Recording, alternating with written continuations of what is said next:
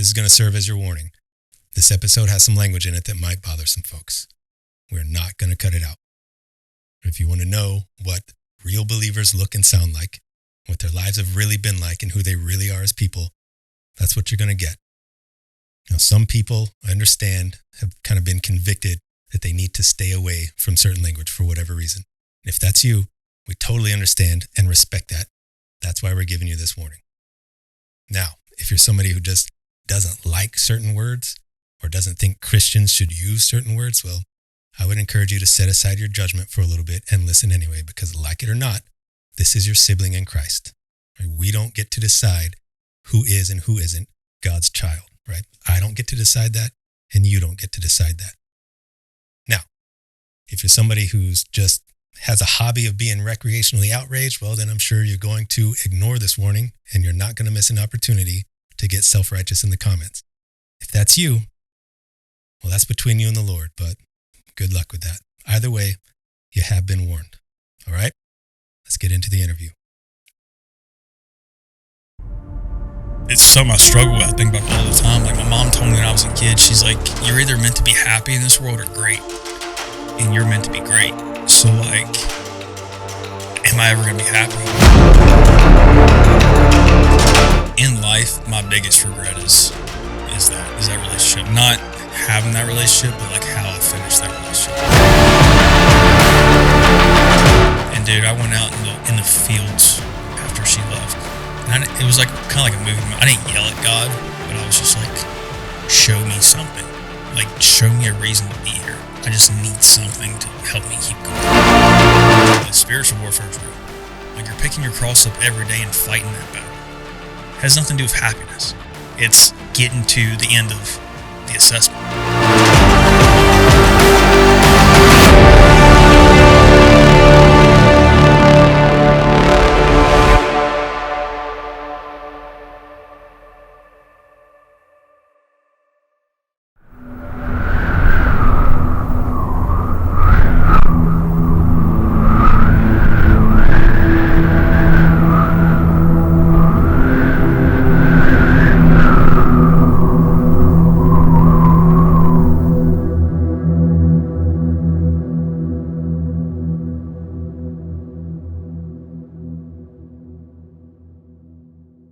Gochenour, thanks for being here, man. Appreciate it, brother. Let me go ahead and give you a quick intro. So, Hunter Gochenour, after a life of living in the gray area of the law, you joined the Army in 2018 as an 18 X-ray and ended up on track to become an 18 Delta, which is a Special Forces medical sergeant. So while you were in SOCM, which is a Special Operations Combat Medic course, you were injured in a bull riding incident, and that ended up with you being put on med hold in the Q course. And you went to work as an assistant at the SOCM refresher course. It's an instructor, correct? This is an instructor, yeah. Okay. You spent your last 3 years in the Army as a recon team leader in the 82nd Airborne. And when you got out, you did a stint with Sentinel Foundation during Hurricane Helene. In 2020, while at SOCM, you started Slinging Wood LLC, a tree removal company, which you still run today, while also working as a defense contractor for various companies. You are divorced and currently trying to reinvent yourself after being forced to medically retire from the Army in 2024. You are an avid bow hunter, 2-gun shooter, tactical athlete, having just competed in the tactical games just last week, actually. And here's the most important bit here. So you were saved on November 10th, 2025, and you've been doing your best to walk the path since then, which led to you just recently being baptized. Well, that sound about right? Yep. Awesome. Cool, man. So we really try to bring folks on here kind of from all different parts of their faith walk, I guess is the way to say it. I hate to use like Christianese there, but like I really don't know a more efficient way to say it. You know what I mean? So we try to bring folks on that are kind of at all different areas of that. And when we were setting this thing up, you described yourself as trending the right direction. Mm. And I think that's just a really good headspace to be in. Honestly, I think if we could all kind of live in that headspace, we'd be in better shape, because the reality is like, that's all of us. Mm. You know what I mean? Like, I know you're probably saying it because You got saved not too terribly long ago, and you're just kind of wading into things right now. But like I said, it's all of us, man. It doesn't matter if you're like just now maybe thinking about considering like faith and purpose and all like the real important things in life, like for the first time, and if you've been like a pastor for 30, 40 years, like there's no finish line, on this side of things, there's no finish line. And like the brokenness of being human, like it doesn't go away. So at best, we can only ever really be, like you said, trending in the right direction. So I really like that, man. And another reason that I really like you use that phrase is because it speaks to change, like really ongoing change. And again, that should be all of us, right? Like we should all be constantly changing for the better, because like I said, there's no finish line on this side of things, but we are moving towards something on the other side. Yeah.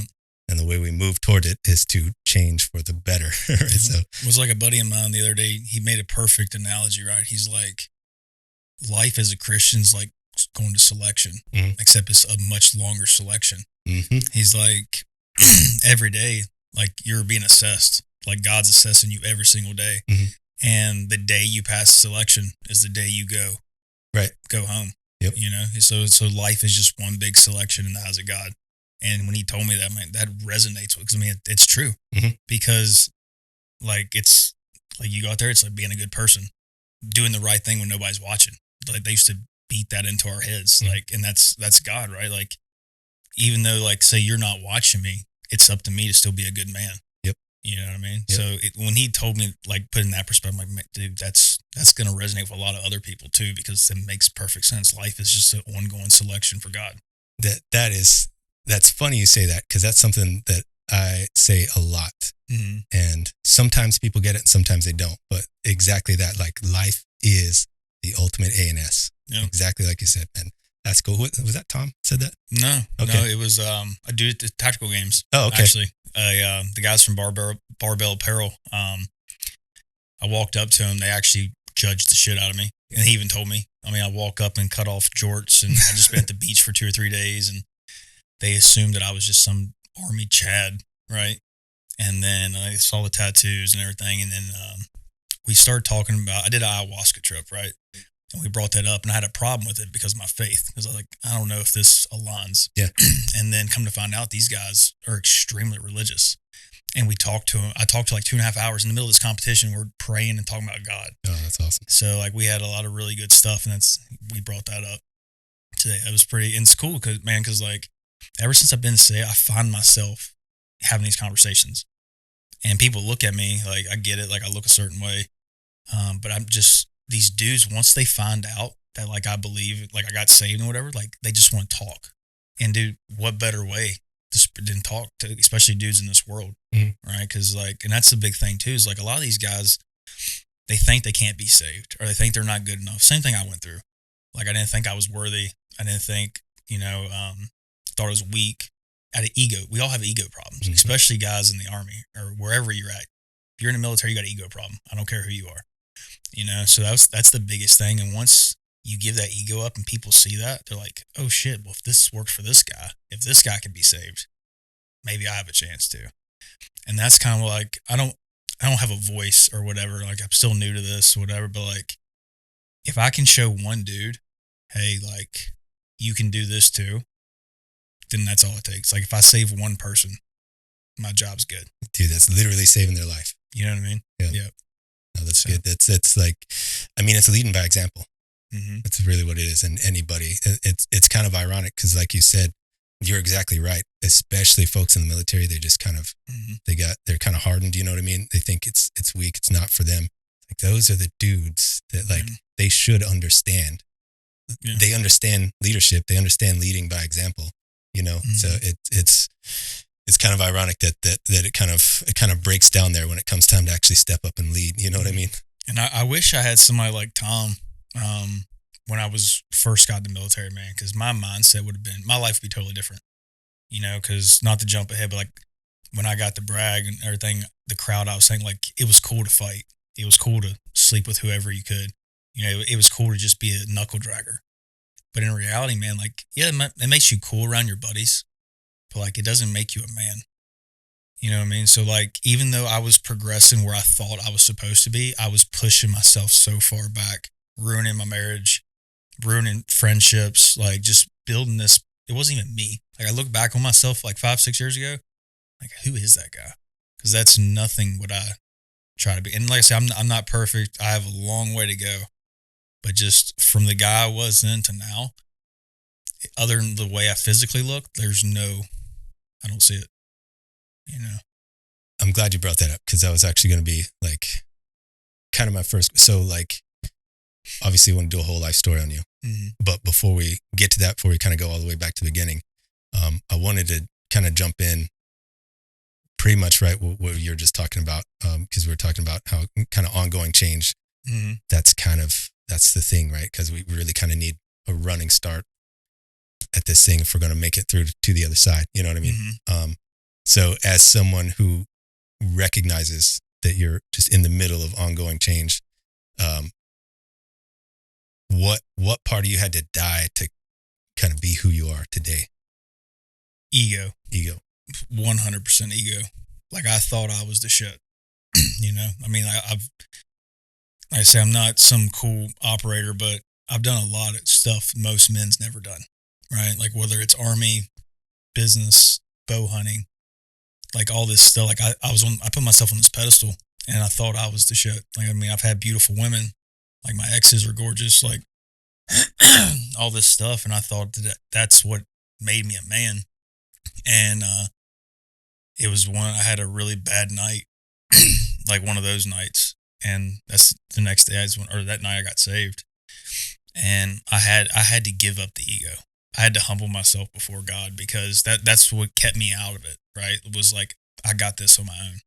And in reality, that's the worst thing you can say because we don't have it on our own. Like, so until I was able to like give it to him and like confess my sins and like ask for forgiveness, that's what it took because I tried so hard to do it by myself. Like, I've always been really independent, and it just came to this boiling point of like, I don't have this.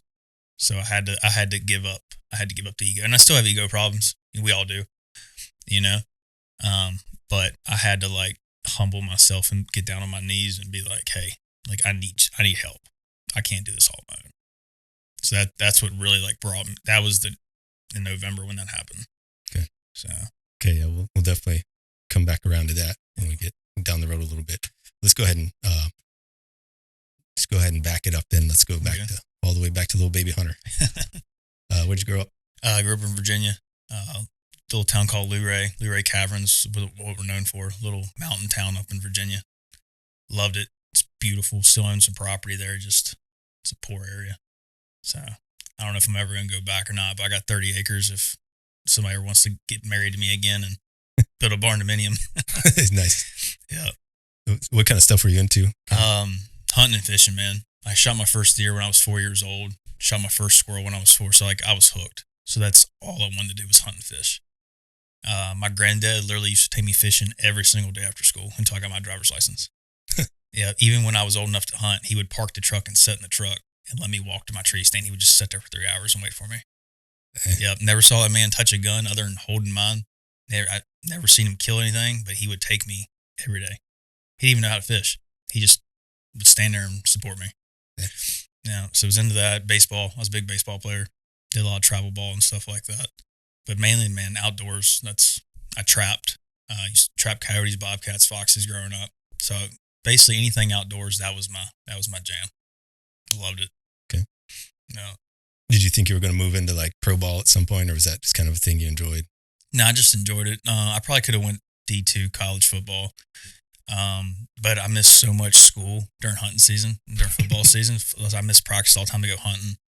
So JMU, one of the prospects came in. I was repping like 315 one day in the weight room, and the coach was like, "Who's this guy? Why didn't you put him on the roster for me to check him out?" And he's like, he was too busy chasing elk out west. He's like, "Don't worry about him." So I was like, well, there goes my shot. So I guess I'm not going to college for football. Made that choice for you, huh? Yep. Okay. So,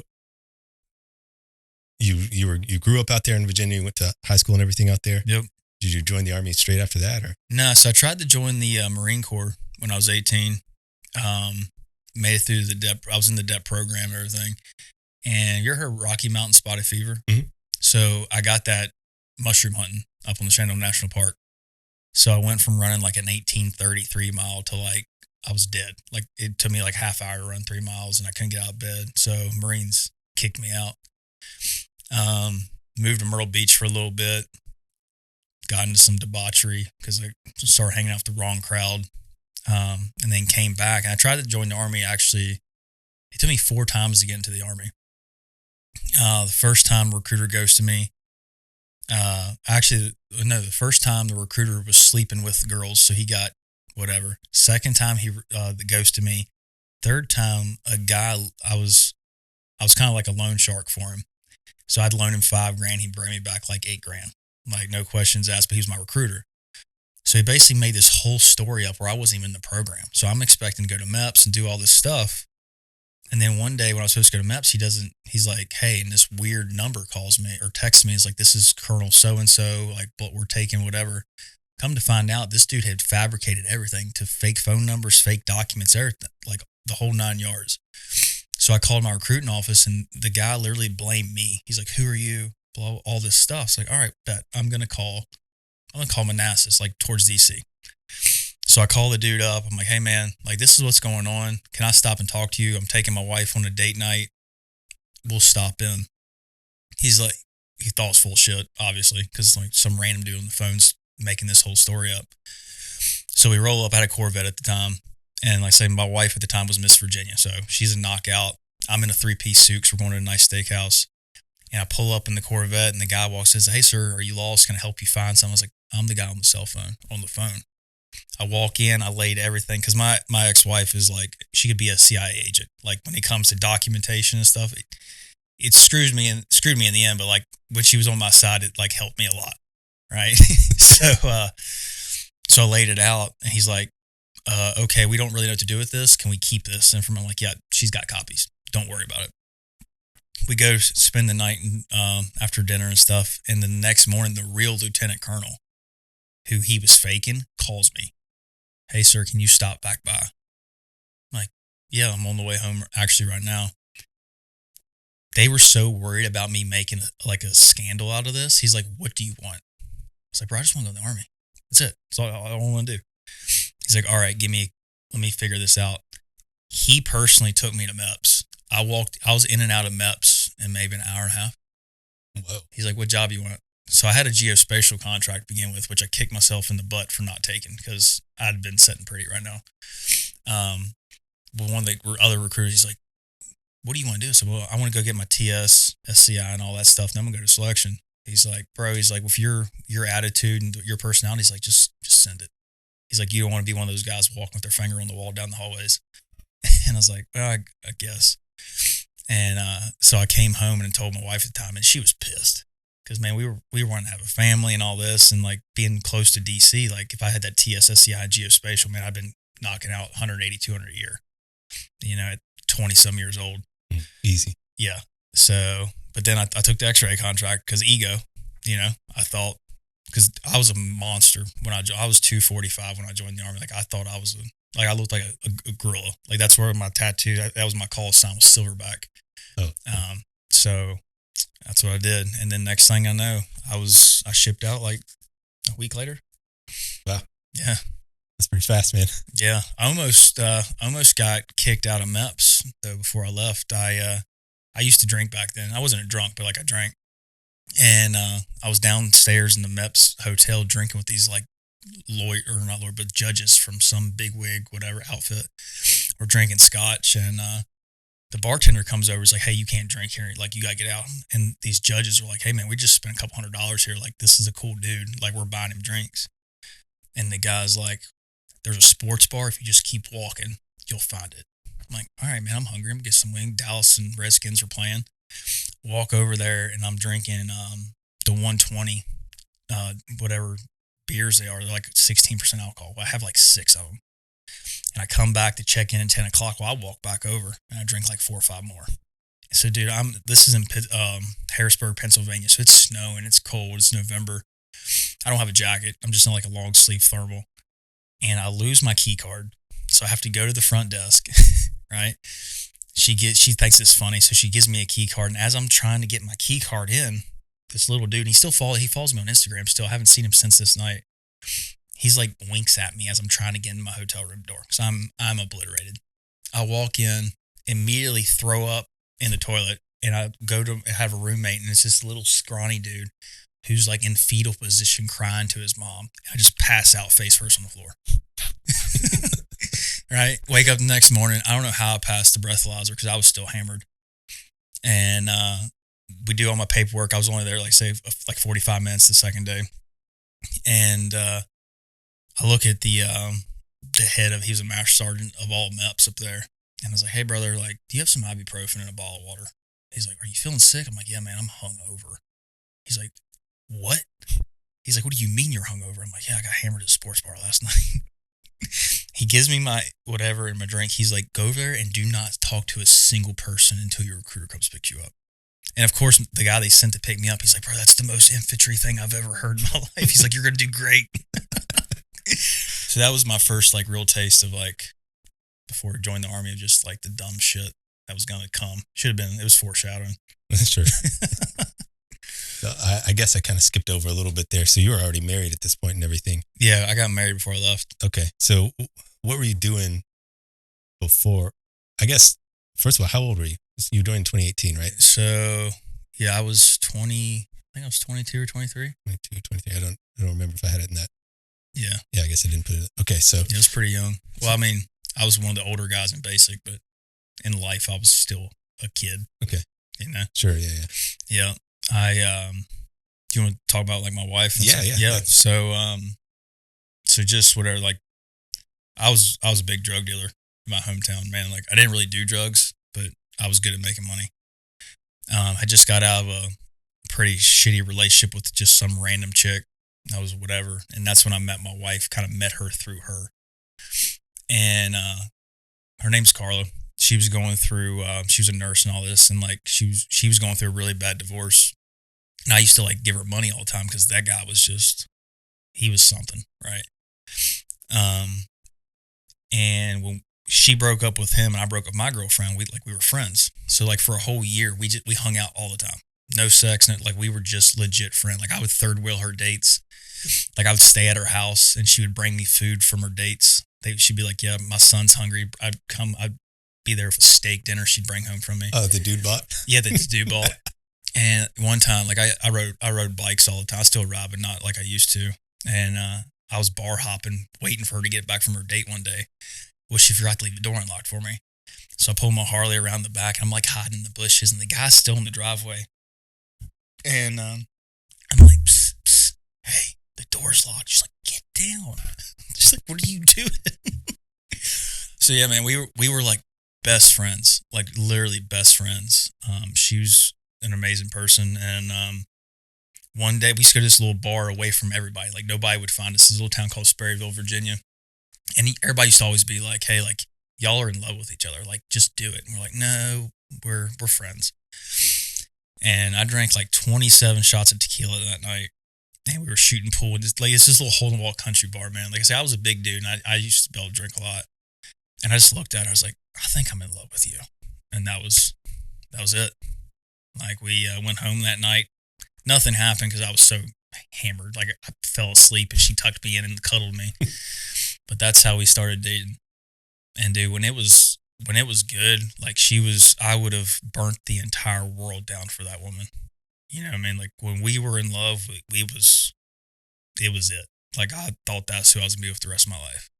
But I was young, man. She's 12 years older than me. And she'd already lived her 20s, you know? And I was just trying to figure out who I was. And then the Army sure as hell didn't help it. Yeah. Especially the circles you ran in. Yeah. Yeah. So that's in life, my biggest regret is that relationship. Not having that relationship, but like how I finished that relationship. Like it bothers me to this day. Even like now coming back to religion, man, like the Bible's pretty clear about your wife. And that's what really, really bothers me. It's like, I did the one thing the Bible was so clear about and messed it up. And then now we don't even talk. Don't even talk. No. Don't even talk. We did for a while. This is a different story from my ex-girlfriend. Like, we were friends. So then me and my ex-girlfriend kind of was getting serious, but me and Carla were still friends. And so we talked all the time, and which was wrong, right? Like, it should have been a straight cut. And that messed up that relationship pretty bad. Now me and that girl don't talk anymore either. So yeah, we got married right before I left. Got married in a parking lot. Nice. Got married in a parking lot. We were sitting at the Mimsland Inn. I was drinking, and she's like, "Hey, you want to do this? The preacher said he'll come marry us right now. So let's do it." So walked down to the parking lot under a flickering light.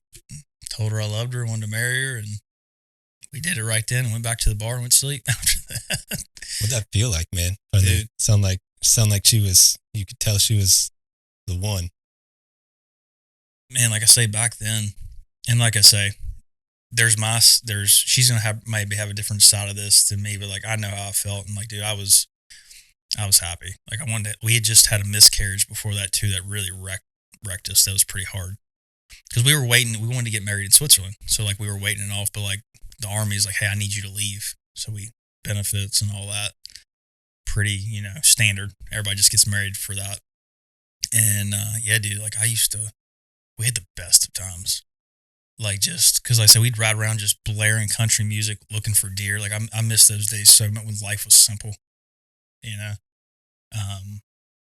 I say I still think about it all the time because like if I would have been who I am now back then, I would have, or even still, man, like I would have had twins right now that were 8 years old.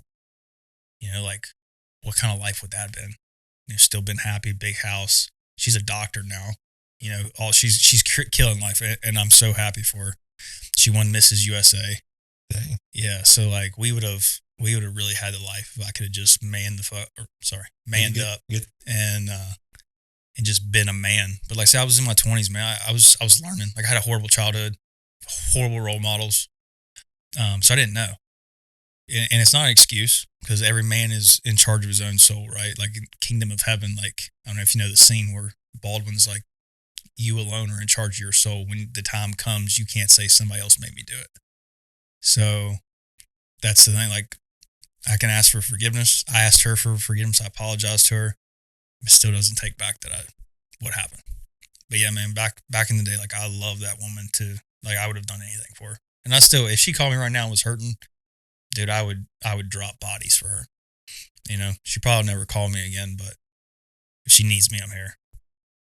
So yeah, I mean you're describing that's something I don't know if a lot of times women, I think maybe don't understand really. I mean, the way you said it is pretty perfect. Like when she's the one, you would burn the world down for her. It doesn't matter. Like if she's okay, everything else can cease. You know what I mean? Mm-hmm. Yeah, I think that gets missed sometimes because, as guys, we're kind of, how it is, especially in certain lifestyles and circles and stuff like that. You don't show it. You're the dude. You know what I mean? You carry things quietly. You don't, And that's another thing, man, I'm really working on. Like I had a problem with empathy and showing emotion and stuff because like I cared so much, but I couldn't show it. Like we had a miscarriage. She thought that I didn't care. Right. So like there was this gap between us a little bit because she thought I was just like whatever. But like on the inside, man, I was dying. I just couldn't show it to her. Like I was there, but I wasn't there. And that's something I'm working on now too. Because even like my last relationship, I had a problem with it because I couldn't relate, right? Because like in the Army, man, or even like growing up, my mom, like I said, my childhood was weird. Like so, I was like groomed for this certain mindset ever since I was little, and then it put me in the Army. It's perfect. Like, hey, you can just bury it and keep moving on. Fix the problem, move on. So that's what I did. I was like, hey, we can fix this. This is what we're gonna do, X, Y, and Z. Well, she was hurting, and I couldn't be there how she needed me to be there. And that's a big thing too. I'm working on like growing as a man is like I need to be able to be there for people. Like it's not just about like it's more about me, not about me. Like it's about them. Like I'm gonna be fine. Like I'm a grown man. Like I've been through some shit. I'm gonna live. but I need to be there for the people who are weaker than me, or the people who are more emotional than me, or the people who like just I need to be that rock for them. So that's a big thing I've learned this past year too. And that's something I'm working on. That's been really hard for me. It's tough, man, because you don't learn it. A lot of times you don't learn it. You know what I mean? Yeah. You're just like, you're a dude, suck it up. Take a knee, rub some dirt in it, whatever. It's tough. It's tough to understand. I think how to step in and show that. And it also comes down to ego, like you said. A lot of dudes just can't step outside of that ego. No. Like, you crying about, you know what I mean? Like, It's not a big deal. Like, it's not to you, but it is to them, clearly. You know what I mean? That's a big thing, man. So you guys got married just before you shipped off. Yeah, we did our honeymoon in Georgetown for 3 days, and my recruiter was waiting at my door when I pulled in the driveway. Wow. And when I was gone, man, she was the perfect wife. Like I didn't have to ask for anything. I had my protein shipped on the week. She wrote me a letter every single day. She still has them. And she's what got me through. Like basic wasn't hard. Like it wasn't, but mentally, like being away from her, it sucked pretty bad. But she made everything special. Like I came home for block leave. Like, dude, she had this whole like 2 weeks planned out for me. Like we were riding horses, we're in cabins, like hunting trips. Like she did it. And then when she showed up to my basic training, like I say, my ex is a knockout. And of course, all your drill instructors, you know how basic it is. They put you down and stuff, and then they see me because I got a pretty big personality. Like people know who I am wherever I go, right? Like I try not to be a dick, but like I am who I am. So one of my drill instructors, he was giving me a hard time with push-ups. I was like, you know what, drill sergeant? I was like, you might have power over me here. I said, but I'm married to Miss Virginia. And he's like, yeah, blah, blah, blah. Well, she shows up in a pair of red bottoms and a little red dress, and everybody, and I walk her right by my drill instructors, and they're just shaking their head. So, but yeah, that was some good. That was back when life was simple and easy. What was basic like? So, for anybody who doesn't understand, the 18 X-ray program, that's a special forces contract. You go in. Yeah. Basic training you go through infantry basic, and then you just kind of go through the pipeline direct in to the pipeline to be whatever the job is. You ended up on track to become a medic. So what was that? What was that like for you? Like you said it wasn't a big deal. But. Yeah, no, man. Like basic was easy. Like my basic was half X-rays. Okay.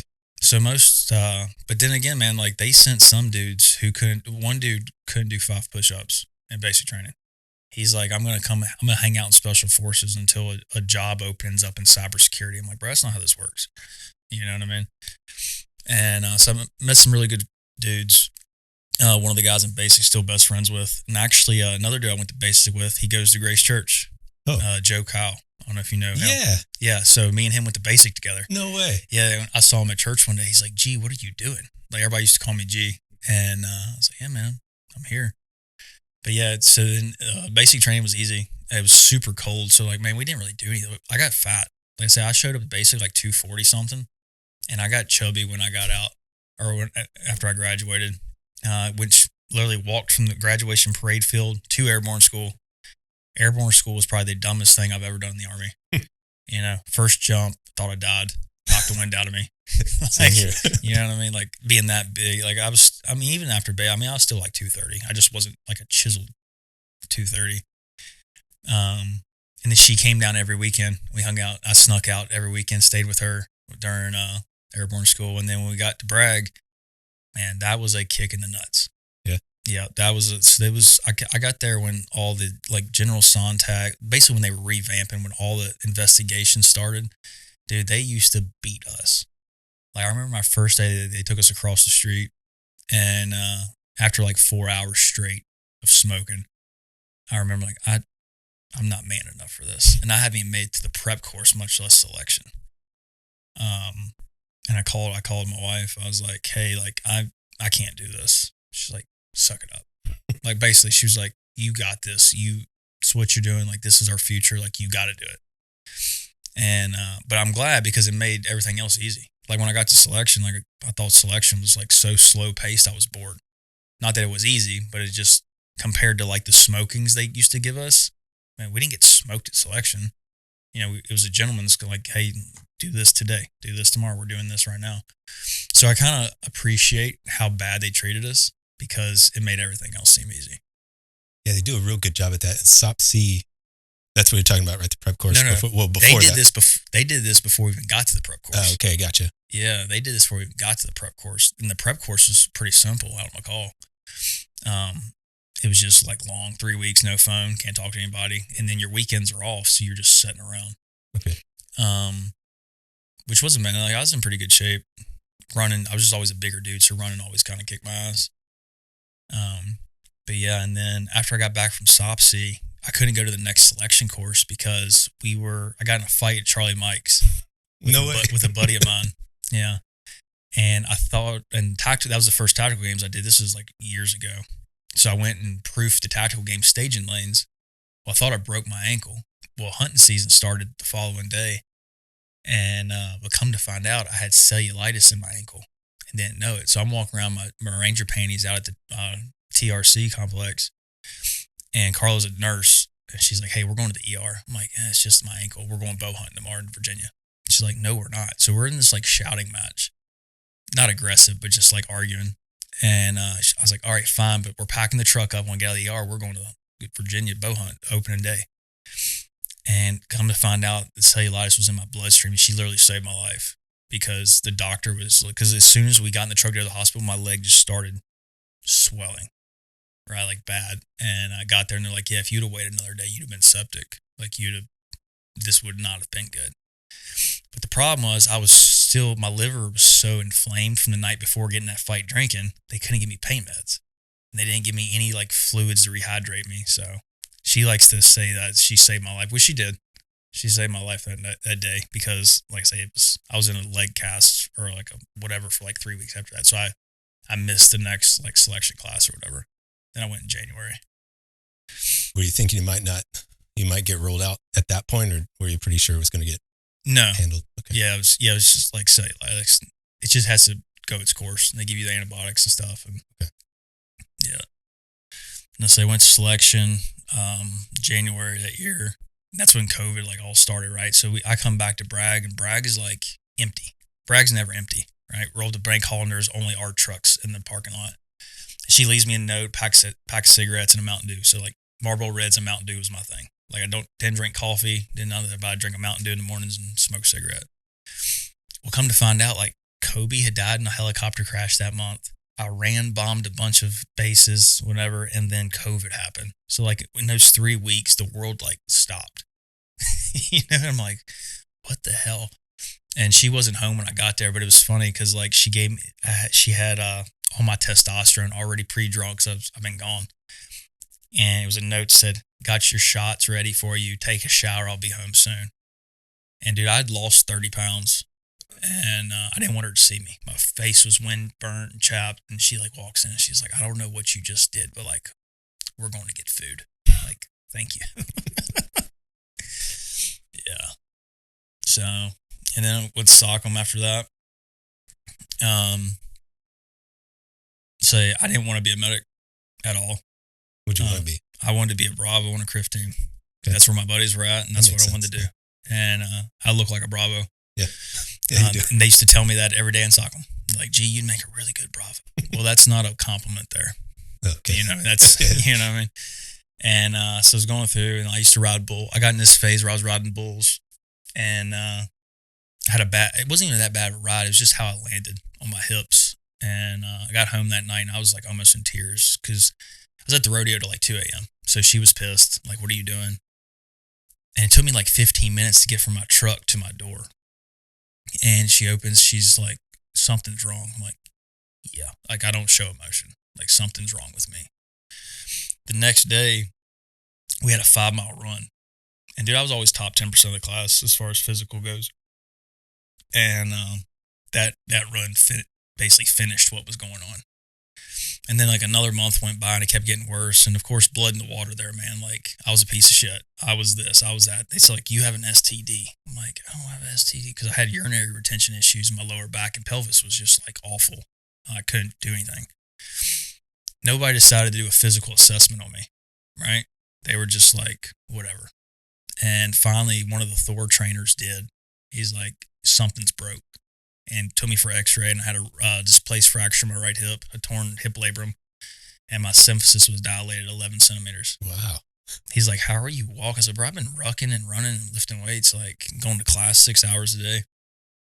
And that's when they're like, hey, we can't have you with a broken hip in class. I was like, all right, well, I don't want to be out of the course. Like, just let me heal up. Like, I'll be fine. Like, whatever. And so they put me in the med hold.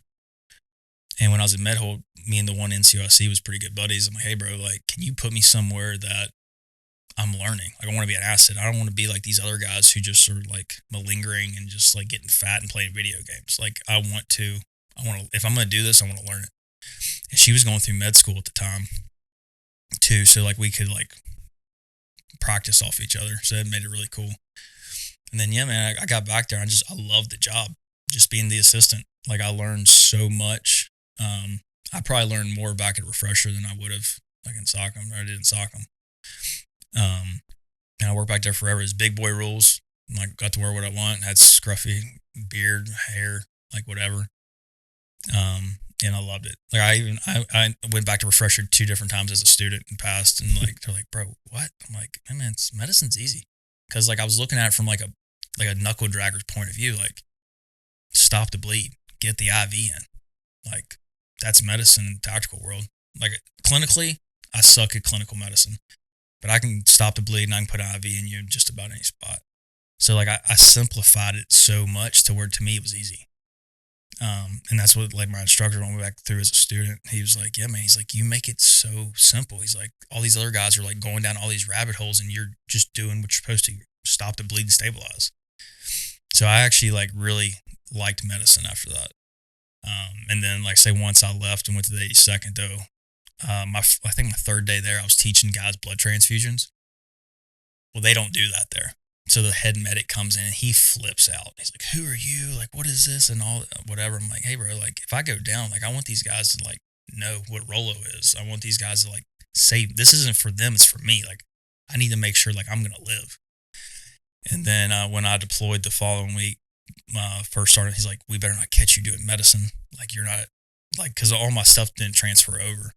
Like, I went back to being 11 Bravo. And they're like, yo, you're not allowed to do this and that and blah, blah, blah. I'm like, bro, if somebody goes down, like, I'm doing it. Like, I don't care what you say. And then one night over there, a couple of dudes got really, like, sick food poisoning, like, getting ready to get flown out because of dehydration and stuff. And the medics had missed, like, 4 or 5 IVs. And finally, my platoon sergeant comes in my tent, and I'm sitting there smoking a cigarette, drinking a Mountain Dew. And he's like, geez, like, get your med bag. He's like, we need you. So I walk right in, hit him in the back of the tricep, first stick, get him hydrated. And everybody's just like, who's this guy? I'm like, well, I tried to tell y'all I was an asset, but, you know, I'm just a nobody because I'm new here. And not that I wanted anything. They're like, we're going to give you an RCOM for this and blah, blah, blah. I never saw it. I didn't care, man. I got promoted like the next week, and then we were good to go. And that's how my 82nd career started. So how long were you over at Sockham? Probably 3 years altogether. Well, from when I started Sockham to like work, maybe not 3 years, maybe 2.5. From like working back there and then being there. And then I did a stint before, because I had to wait forever to class up. And I worked with the vets. So that was pretty cool too, doing all the goats and the other stuff with the animals. And I knew how to run heavy equipment. Nobody else did. So like every time loads would come in, they'd be like, gee, like go back that guy's tractor trailer in. Go get the bobcat and load the feed. And that was a cool gig too, because man, I only worked like 3 hours a day. And I was cutting trees. So like I would go cut trees in the morning until it got hot, and then I go to work at the vet shed and then work till like 3 o'clock and go home, go lift weights. That's when you started your company? Yeah. Okay. Yep. Started during COVID, like after I got back from selection, because everything, we didn't go to work, you know? So like I told my wife, I was like, hey, like I think I'm going to do this, like just some beer money. Cause we lived in Grays Creek at the time. So Myrtle was like 90 miles away. So we'd go there all the time. I was like, I just want to cut a couple trees, have some beer money, some vacation money. Well, the first month I made like 27 grand with a chainsaw and a set of spikes and rope. And she's like, okay, maybe we'll do this. And we were drinking one night, and I filled out this application for a piece of machinery. Like, dude, I had an F-150, no trailers, no nothing. Well, the guy calls me the next morning and says, hey, man, you've just been approved for a $180,000 machine. We'll deliver it next week. And I'm like, oh, my God, she's going to kill me. Because I had to go, like, buy a dually. I had to go buy a trailer. Like, but that's how the business started. Like, we jumped both feet in. And here we are, trying to get out of it now, just because I'm tired of it. But in the meantime, we're still climbing trees and cutting. Trying to get out of just like the labor side for you, or trying to shutter the business? I'm trying to get out of it completely. Okay. Yeah, I got crushed by a machine back in January. Oh, dang. And it kind of like opened my eyes of like, that's how fast life could have, like, it should have killed me, like, straight up. But I walked away with no broken bones, no torn ligaments. Like, it was God, and like, there's no other way around it. So yeah, after that, I was just like, you know what? Like, I've been almost killed so many times in these trees. Like, I don't need to do this anymore. Did you recognize that right then? Because you said that was January. You got saved back in November. Mm-hmm. So did you recognize that right away? Like, oh, that was God for sure. After I like got myself to the hospital and realized nothing was, I was like, that's because I drove myself to the hospital. Wow. Yeah. It even breaks skin. Like, I had a bruise on my ankle, and that was it. A 16,000-pound machine ran over me. And then backed off me. Yeah. So I get to the hospital, and all the girls were like, we don't know how to explain this. I was like, I can't either, because every joint was pointing a different way, and I heard the cracking and popping.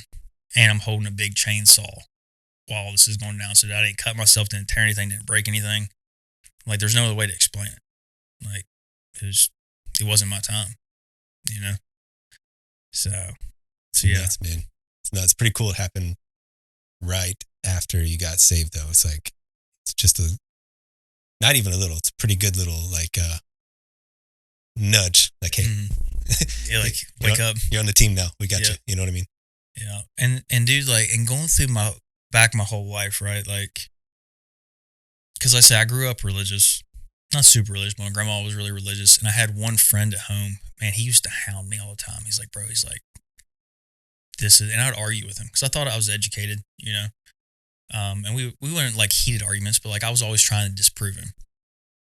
And, but looking back, man, after that, like all the times like God had me, like I should not be here, man.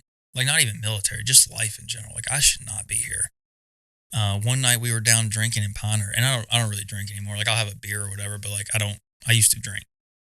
And we were out drinking with some buddies, and I got pissed off. I drove 6 hours from Pinehurst back to Virginia, blackout drunk in a dually through the mountains, and woke up and like came to like 20 minutes from my dad's driveway. You just pulled over or something? I realized where I was. I'm like, well, shit, I'm home. You know? Oh, I got you. You came out of it. Yeah, I came out of it. Okay. I came out of the blackout and was just like, I'm in Stanley. Like, what is going on right now? And like stuff like that, man, like looking back, like, which I'm not proud of anything I've really done in my life, but I'm glad I did it because it makes my testimony that much stronger, so other people can see it. Like maybe I had to go through this hell to help somebody else, because if I wouldn't have done all that, man, I probably would have never came back to it, because like Tom and all them tell me, like, man, it's like the devil doesn't mess with you when you're doing what he wants you to do. You know, so during all this time, like, man, I was making money, like I was running around, like I was doing all this stuff. But dude, the second I got saved, man, spiritual warfare just hit me, and I've been dealing with it ever since. Like even this morning, man, like I got an anxiety attack before I came here. Yeah. Not even about doing the podcast, just something was like, don't get out of bed. And I'm like, no, I'm going. Same thing when I got baptized that morning, man.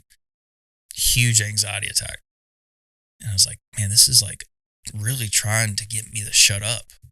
And and after I got saved that night, man, like it was almost like it's like this spiritual high.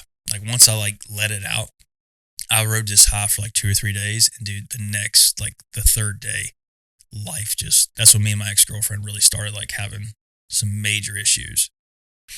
And it just kept going back and forth. And like I said, I was still like, I was having empathy issues, right? Like we were arguing, like I was being a dick, right? Because I wanted what I wanted, and I wasn't allowing her time to like do what she needed to do to cope. And because we had broken up in September and some other shit, 'cause I say my ex-wife, I was texting my ex-wife, and all this stuff. And then I got hurt, right?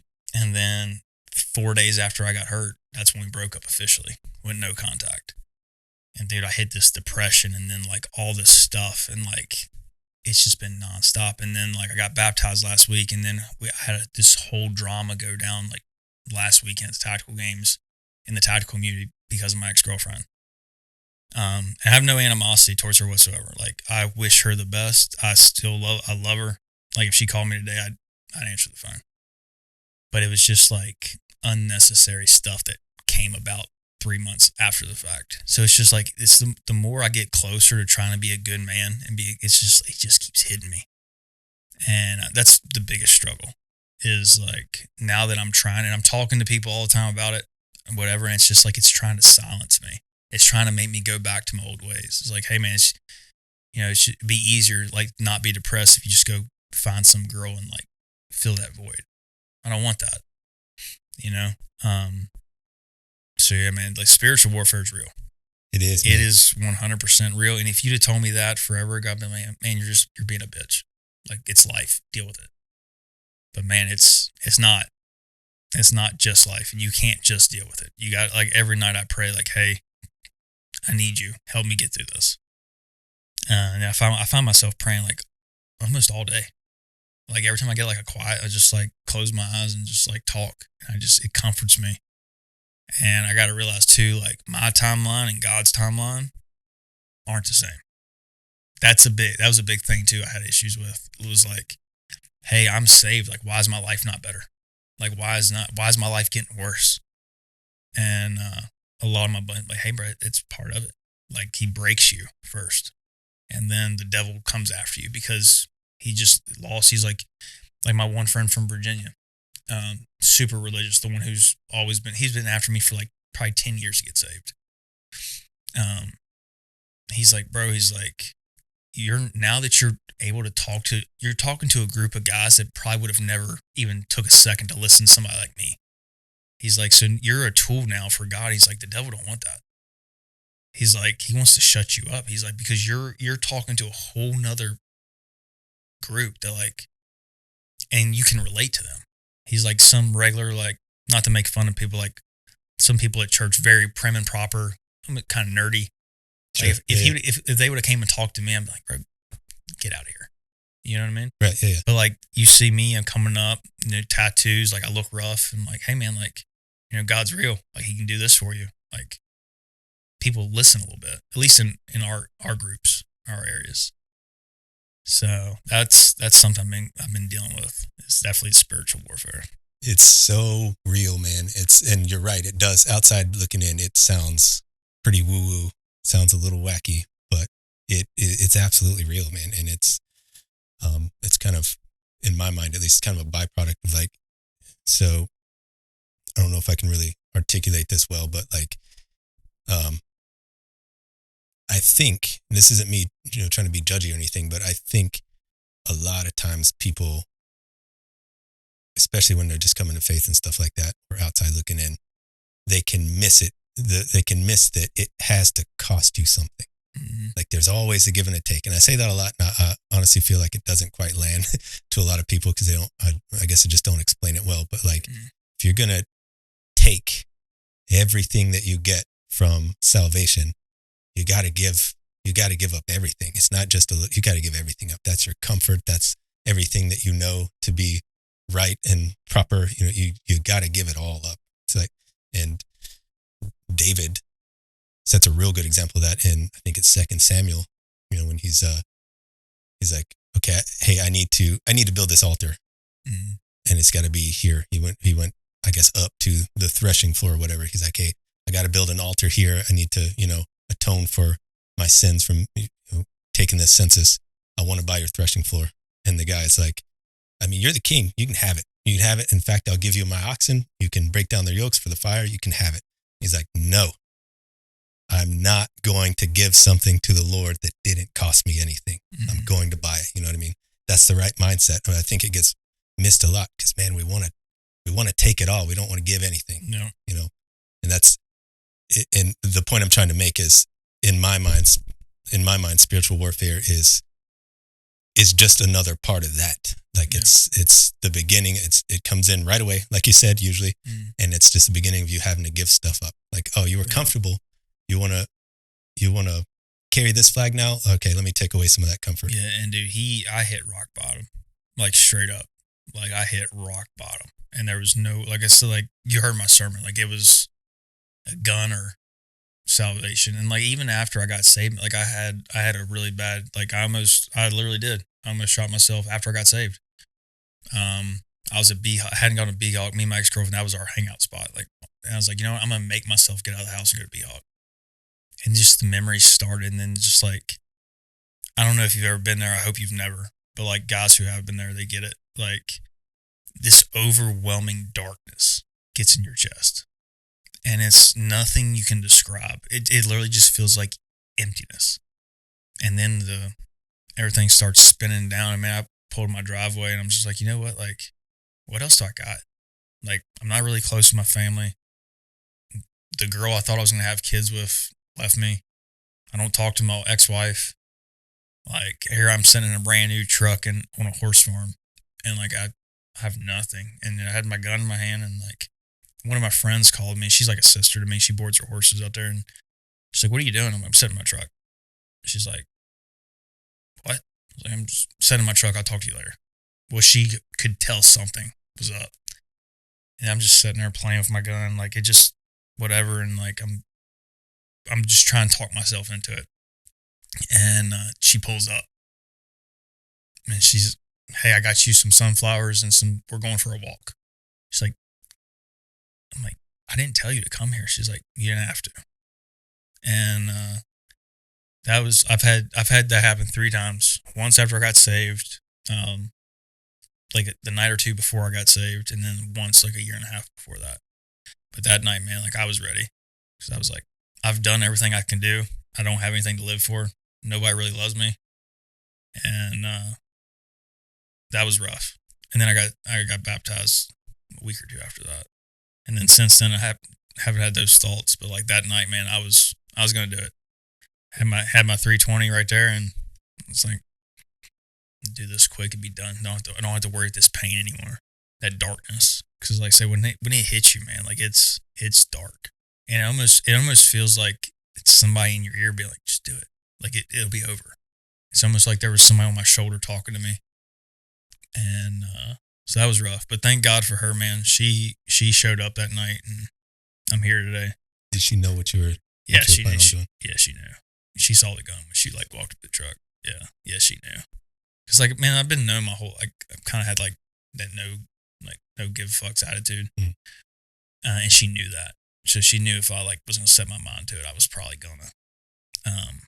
And yeah, she's like, "We're going for a walk right now," and she walked around with me until I like calmed down. And it was kind of like almost like after she left, she's like, she has her kids and stuff. She's like, "I gotta go home." She's like, "Are you safe?" She's like, "Can I take your guns?" I'm like, "You're not taking my guns. Like, I'm good. Like, whatever." And dude, I went out in the fields after she left, and it was like kind of like a movie. I didn't yell at God, but I was just like, "Show me something. Like, show me a reason to be here." Like, I just sat there and just talked out loud with the horses are staring at me like I'm crazy, you know. And I'm like, something, just like, I don't not believe. I don't need you to show me something to make me believe in you, but I just need something to help me keep going. And I didn't see anything or hear anything, but like I was like, it felt good just to talk. And then I went back and went to sleep. So that night was pretty bad. And I'll start with just like one memory of a place I used to eat, and just went to the floor after that. The place you used to eat with your wife? Or? My ex-girlfriend. Ex-girlfriend, okay. Yeah. Oh, because of B-Hawk. Yeah. Sorry about that. Yeah. Wow, man. So that's kind of what I touched on when I got baptized. And like, because like after I said it, I was like, I probably shouldn't have said that in front of this entire church. No, dude, it's good that you did. It's good that you did, because I mean, what you kind of keep touching on, you're 100% right, man. Like, people need to know, because like, and I'm not diminishing your story at all, but like, you're not the only one. There's so many people going through all that stuff, but they don't realize it, you know. So if you don't say that stuff out loud, people don't realize that, you know, you just saying that little bit. For me, I was like, oh, you know, there's there's something to dig into. People need to hear that. You know what I mean? Well, it was funny because the pastor, whoever too, like I saw his face when I said it. Mhm. That's when I was like, oh shit, I shouldn't have. I should have said that. Or he wasn't expecting me to say that. Yeah. But yeah, man, like, and let's say I'm ashamed that I got that, but at the same time, like, I'm not. Like, I'm not ashamed to talk about it. Because like you say, like people need to hear it. Because like if that saves one person, you know. Because like too, I had the time before that, a buddy called me. He's like, hey bro, he's like, I get it. He's like, I'm not here to judge you. He's like, if you want to do it, do it. He's like, I'm not here to tell you no because that's selfish on my part. He's like, but just know like you're somebody's rock. So without you, he's like, without you, man, he's like, I wouldn't be getting through life. He's like, I look up to you. He's like, so if you're gone, he's like, well, who do I got? He's like, so look at it that way. He's like, life isn't, and that's where like I'm starting to learn now, like life isn't about you as an individual. It's about what you can do and help other people. And that's really starting to bring me some peace is like, I'm on this life for more than just bow hunt and make money. You know what I mean? Like I need, and that's what I'm trying to find my purpose right now too. Like I would love to find something that I could, you know, really give back and help people. Not to say atone for my past, but like I really have a passion. Like I want to do something good and help people. And I need to be here for that. And I also need to be in the right mind for that. I need to be strong in my faith for that.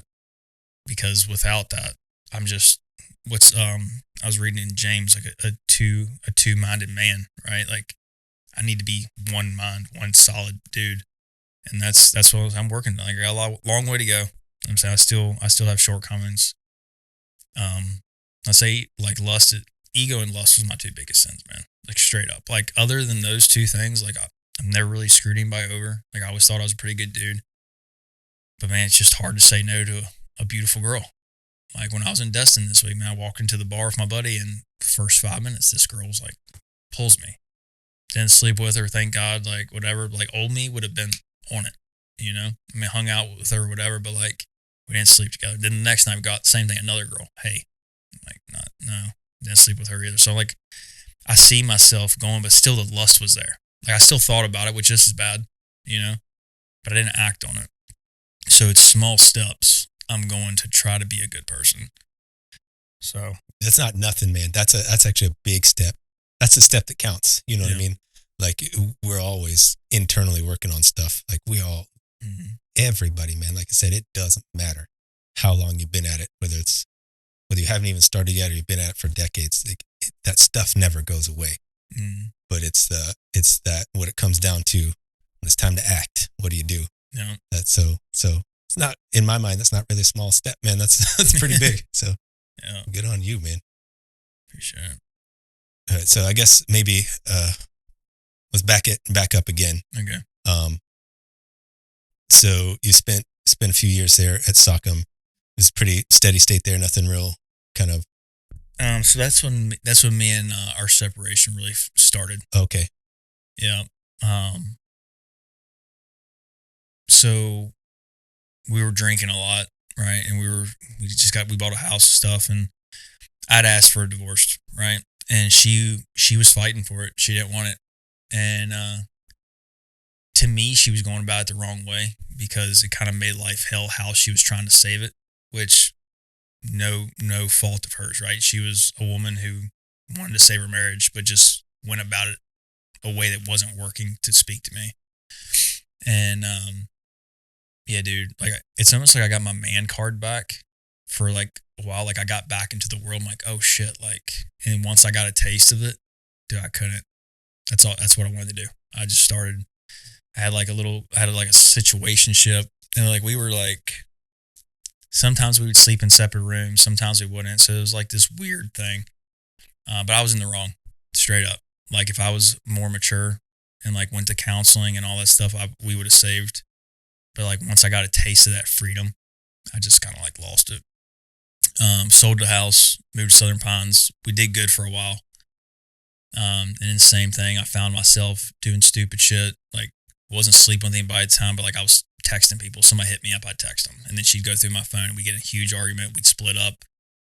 I'd go sleep with somebody, all that. And then the last time we officially did it, she wanted to like split up, live separately and work on ourselves. Well, instead of working on ourselves, I was drinking, living next to O'Donnell's, just going through it, living the culture, right? When all she wanted me to do was show her I could change. And dude, I tried so many times. Like I wanted to reconcile with her. Like I did, but like, hey, just tell me to come home. Like I will stop all this. Like I love you. Like this is just void filling stuff. And she's like, I need you to prove to me. And like we'd sleep together on and off and all this. And like every time I'm like, just tell me, I want to come home. Just tell me to come home. And she's like, I don't trust you. Like I know what you're doing. Like I know you're doing this and blah, blah, blah. And I went about it the wrong way. I should have took that time to fix my shit and go back. But in the meantime, my headspace, and this is what I was telling you earlier, but like I look back at the guy I used to be. I don't recognize him because like I replay thoughts in my head. I'm like, what was I thinking? Like I can't tell you these 80% of these girls' names. You know, can't do it. Like I didn't mistreat them or like whatever. Like I was straight up like, hey, this is what it is. But that's wrong. It's not good. Like the Bible talks about lust and everything, and that was in James too. Because the other night I was reading, sometimes I'll pray, but like, what do you want me to learn tonight? And I'll open my Bible, and that was the chapter. It was talking about lust. I'm like, bro, that was me, you know. And even like with my ex-girlfriend, like we broke up a couple of times, and like in those breakups, like I hit my ex-wife up, like, hey, do you want to reconcile? Like, because I'm trying to get back into the Bible, like marriage and stuff. I'm having a real issue with divorce because we stayed separated for 4 years for the benefits, right? She has her business, my business, taxes, all that. And she's just like, no, blah, blah, blah. And then I get back to my girlfriend and everything will be good. End up biting me in the ass because, like I said, I should have cut it off straight. Ex-girlfriend probably thinks I slept around. I really didn't. Like, when me and her broke up, yeah, I slept with my ex-wife once or twice when we weren't together. But again, that's wrong. Like I shouldn't have ran straight to another woman when I was having issues. And all this is hindsight, man. Like if I would have known, you know. But yeah, so and the crazy thing is, man, Carla lives like 2 miles from me. And I've never saw her in public in 4 years, other than going to her house to get my mail or like whatever. And then now after we haven't spoke really since November. We spoke a couple times and then we had a pretty bad fight right after I got hurt. We haven't said a word to each other since. So it sucks. What do you think you would say to her? Man, I've already said it, but I would just apologize to her. The man I am today is not who was, and I'm also the man that she fell in love with. Like I was supposed to be her safety, and I didn't. I let her down. I became the man I promised her I wouldn't be. So I was just, not even for me, like just ask her for forgiveness. Like she doesn't owe me anything, but I want her to know like she really did mean the world to me at one point in my life, and she still does. But like I get it. Like we're two separate people now that we're divorced. But yeah, man, I'm sorry. Like that was I will die with that regret. Is how I handled that divorce and that marriage. Then it's probably not much comfort, but sometimes you need those backstops, man. Yeah. You know what I mean? Let you know when you've gone too far. Yeah. And God, he let me know, man. Because like even like my ex-girlfriend, man, I was like, all right, Carla's gone. Like I'm going to marry this girl. We're going to have kids and stuff. And just, he took her from me. He took that girl from me too because of my stupidity of how I acted. Like not so much cheating, but just like we'd have arguments, man. Like you know how it is. Like we're trained to win. So like an argument doesn't turn into like a resolve. It turns into like, well, how can I win this argument? You know, and I just kept pushing her away. And same thing with that girl. Like I love that girl. Like I say, Carla's a different love, right? Like that's my first wife. Like I will always have love for her. But then, like this girl, like I was ready. Like I want to have kids with. Like I wanted whatever. And like same thing with her, man. Like I would tell her, like I'm sorry that I wasn't mature enough or the man that you needed at the time.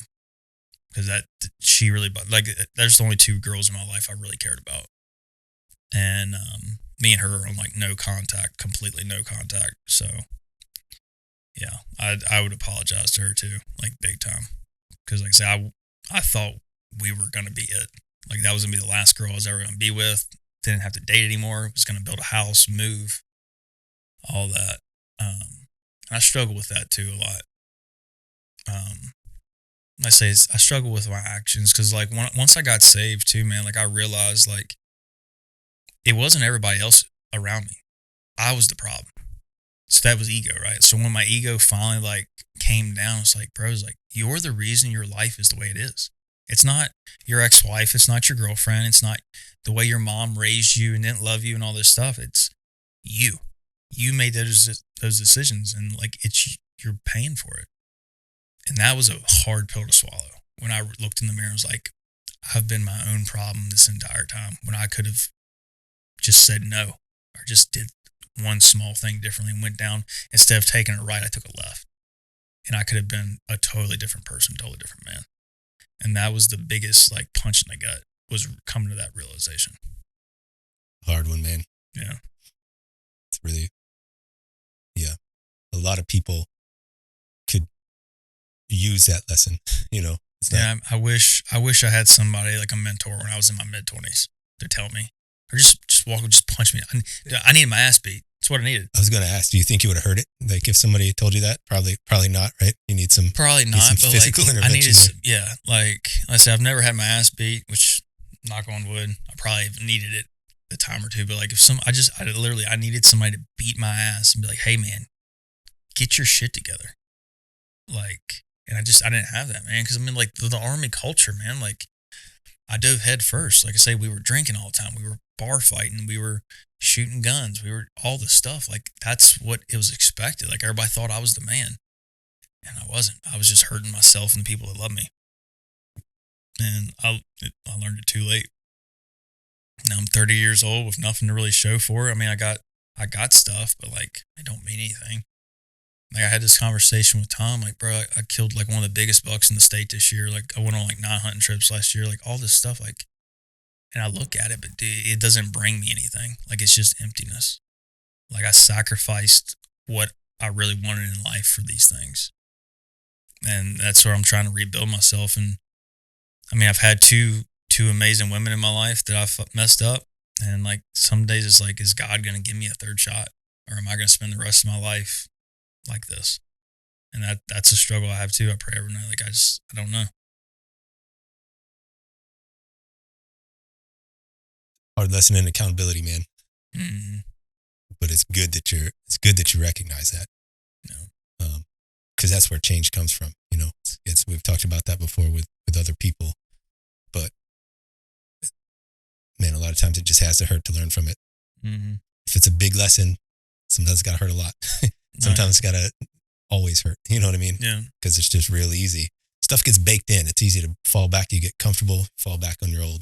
Mm-hmm. You know what I mean? If it doesn't, just like I said, I know it's probably not very comforting, but sometimes it's just got to stick around, just to let you know. It's like having an injury, you know, and it just kind of lingers, and you go to do what you used to do, and you're like, oh, that's right, can't do that anymore. Yeah. You know. And what's cool about that though, man, is like when I find myself getting close, I can feel that it's wrong. Like before it was normal, right? But now it's like you have that like little thing in your chest, like, hey man, this ain't right. Like last night, I almost turned a TV show off because it just didn't align with. I'm like, this is like, why am I having such an issue watching this? Like it's a TV show. Or like we put a stand-up comedy on one time. Because like I say, so I don't know if you want to kind of back up like what really started. So like what really started me getting back to try to come to religion, right, was when I started working for Sentinel Foundation back in the mountains.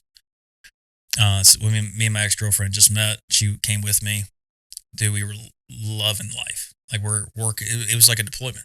Like we're staying in like a $7 million log cabin because that's where we were working out of, one of our donors.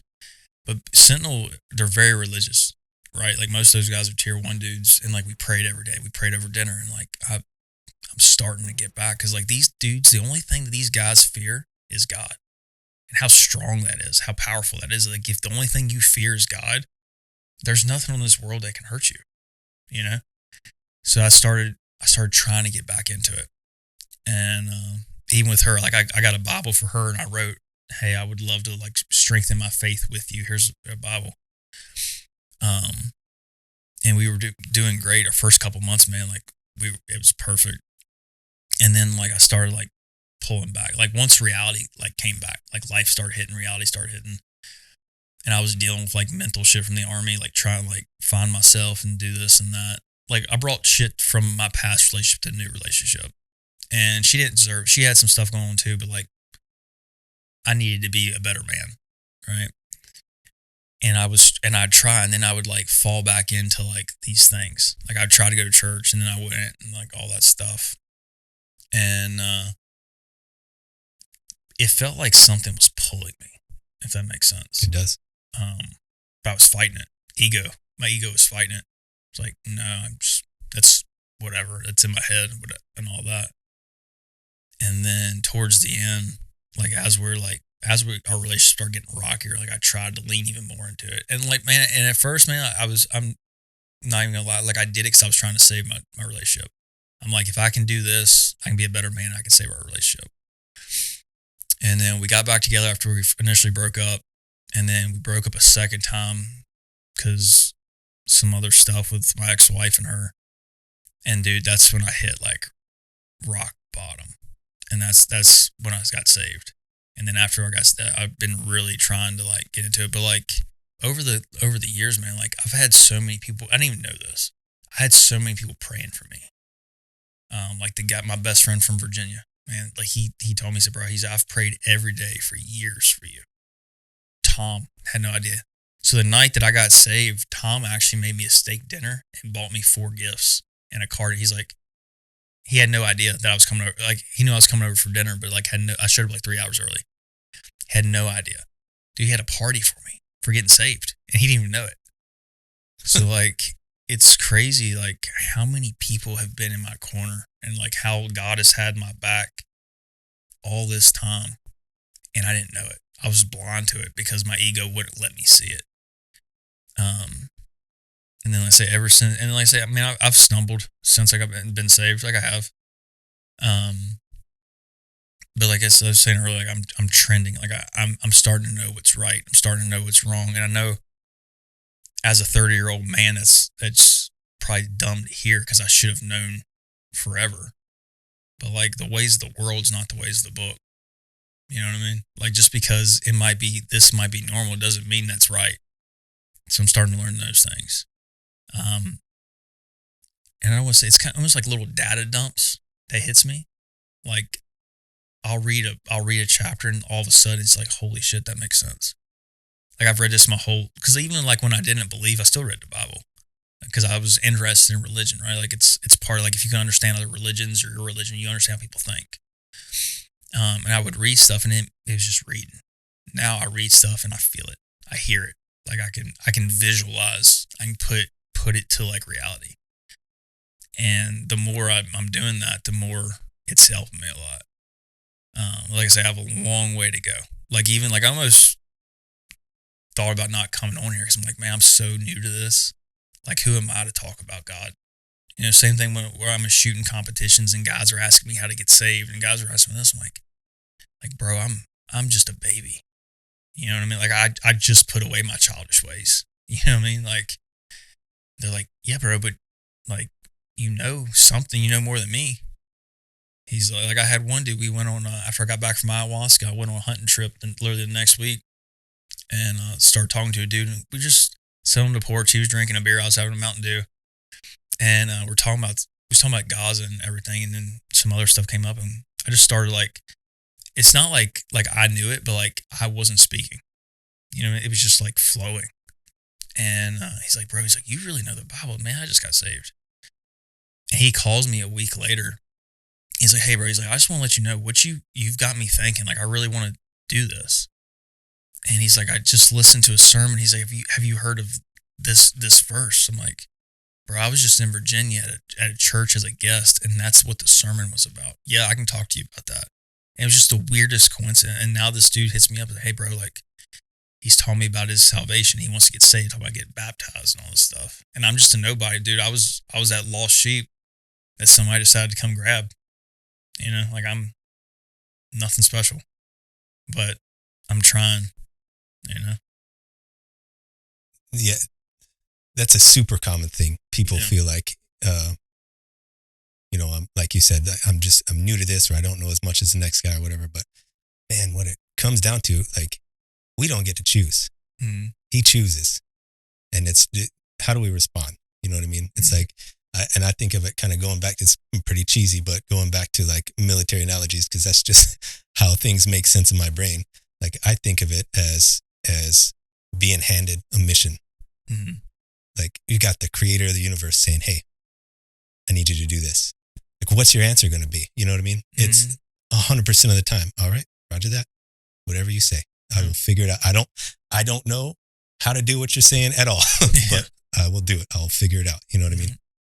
Like, it was one day at work, and I was trying to like get back into religion. This was probably 2.5 years ago, but I was quiet about it, right? Like, I was just trying internally, like, figure it out.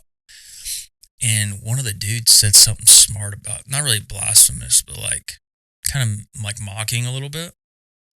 And man, I started talking, and dude, I got this, like, I could feel it in my body. And one of my friends was like, "Yeah, man, it was the Holy Ghost, like, talking through you." And dude, I just started quoting scripture. And like, I mean, like, I was Sergeant G, like, I was the hard ass at work. And next thing I know, dude, my entire room is full of dudes, and they're listening to me talk. And I had 2 guys come in. He's like, "We had no idea that, like, that perspective." And I was talking to him like army dude, like, I was cussing, like, but I was getting the point across. And that kind of like was like testing the waters for me of like, hey, maybe like I do believe more than I think I do. But that was one of my coolest religious experiences, was when that happened, because it wasn't me. Like, right now I can't quote you scripture. I can give you like little bits and pieces, but like that day I was like quoting scripture, and the dudes were listening to me. Like, you could have heard a mouse walk across the floor. And it, like, 2 of the dudes, like, it resonated with them. And they're like, "Hey, thanks, Sergeant. Like, we needed to hear that today." And the dude who was making fun came up and apologized to me. He's like, "I didn't know you were religious." I was like, "Well, I didn't really know either." You and me both. Yeah, something hit, and I needed to say it. And then maybe a little kind of out of order too, but like the biggest thing too, like and talking about it too, is like I know my past, right? I get it. Like, just because God forgave me, it's not the world's to forgive me too. Like, my past still happened. So the biggest thing I was having problems with too is like, I don't want to be one of these dudes who like lived this way and then got saved and like, "Oh, hey, I'm a new guy now, so forget about everything I've done." So that's been something not really struggling with, but like, I'm taking accountability, because people are probably gonna watch this podcast, but like, "That guy's a piece of shit," or "He was this," or "He was that," and now he's this. Like, and if somebody thinks that, their head and their heart's in the wrong spot. Yeah. And but let's say that was something like I was struggling with too. Is like, who am I to live this life and then change and then expect all this stuff? But like you said, like, man, like, it's my testimony. Like, if I can come back from that and be a better man, anybody can. I mean, there's guys way less than me, and there's guys who's done way worse than me. But I was not a saint in my life. Like I say, I used to sell, like, from selling drugs to like all the other stuff. Like, I was a gray guy, in a term of like sin of that type of stuff. And then like now, man, like, I just want to be normal. I just want to be a godly dude with a little house and a family. Totally different from me 5 years ago. Yeah. Man, it's good. It's good. You're kind of deliberately trying to take accountability, because that's where it gets lost. A lot of people do exactly what you said. They think, hey, and like, it's a sincere change in them, but then they just try to ignore the past, and like, you can't do that. You got to live in it. God is a just God. Mm. You have to take accountability for what you've done. You can't pretend like you haven't. You know what I mean? And we're all going to be held accountable, but like I said, you can't. If you pretend those things never happened, then you don't get the benefit. So I'm not doing a good job of explaining this, but and I'm sure you've seen this a bunch, but God will always turn a bad situation for good. He'll find a way to do it. He'll find the silver lining, a way to turn it glass half full instead of glass half empty, if you just let him. But in that situation, man, when you've got a past that just kind of haunts you a little bit, like that's kind of where it is. You just kind of have to sit in it. Like don't let it take over you, because there's no need for that anymore. He's taken that away from you, but don't pretend it didn't happen. Yeah. I don't know if that makes sense. Yeah. That's the right and way like to I do it. said, man, like I take full accountability for what I've done. Like, even though it's hard to sometimes say it, like the shit I've admitted to you so far, dude, like I know everybody's going to see it, but like I mean, it is what it is. And yeah, it sucks. Cause like you say, like you're the guy who did it, but you got to use that of, hey, don't be that guy anymore. Don't go back to that. Like, you can be better. You're savable, you know? So like you said, you just got to set with it. Like when me and my ex-girlfriend broke up, dude, it was like legit a loss. Like I've had plenty of buddies like I've lost and like other stuff, but like that grief, like sometimes you just gotta go through it. You know, it took me a little bit. It took me like, I didn't start being myself again till like 3-4 weeks ago. And I just had to set with it, and it sucked, man. It sucked so bad. Cause like my whole future and world was planned around that girl. And then within a 30-minute conversation, it was gone, you know? So like, cause I say I wanted to move, cause I don't really like living in Southern Pines. Like I'm out of the Army. I don't play golf. I don't drink. I don't want to be in Southern Pines anymore. You know what I mean? That's fair. So like all the plans we had to like move and stuff, and like wanted to have kids. Like I came off my TRT so we could have kids and like all this stuff. And then just in that one day, it was gone. I went from a girl who I'd never spent more than like 48 hours away from in a year and a half to never haven't spoke to her since. Just cold stop. Just cold stop. And like I said, a lot of that was for her to heal. And like, cause she told me, she's like, if I'm around you, I'm never going to leave you alone. She's like, I have to do this. So it's just cold. I mean, I reached out a couple times. Didn't really get anything. Finally, last time I reached out, she sent me a pretty bad email. Like, hey, just like, it's over. Like, just stop. Like, I'm working on myself. And as hard as it was, I'm like, okay, I'm sorry. I love you enough. I'll leave you be. Like, cause I still want you to be successful. I want you to live your life. I want you to be the girl that I wanted you to be.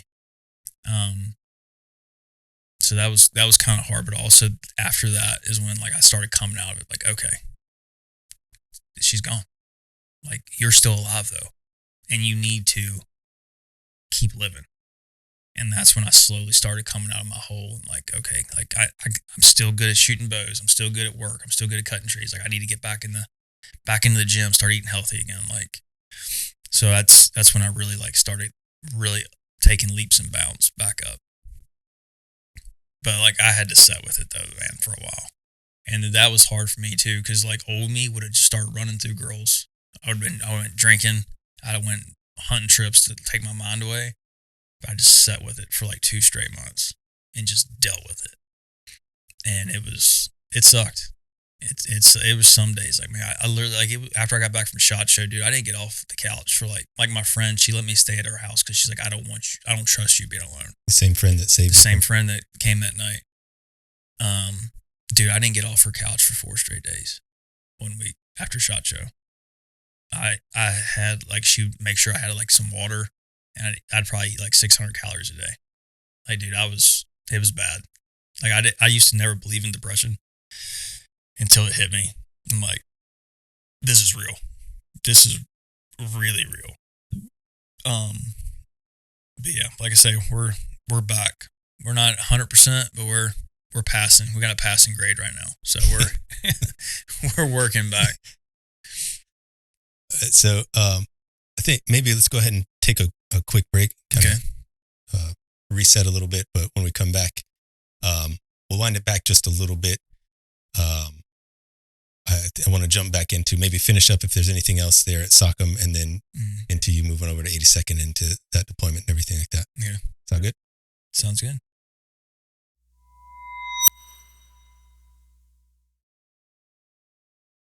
All right, let me talk to the locals just for a second.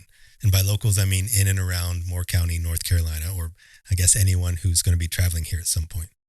To Chris Losciavo, you might be familiar with him from episode 5 if you listen to his story. If not, Chris retired from the Army and opened a barbecue food truck. It's called Blue Suede Barbecue.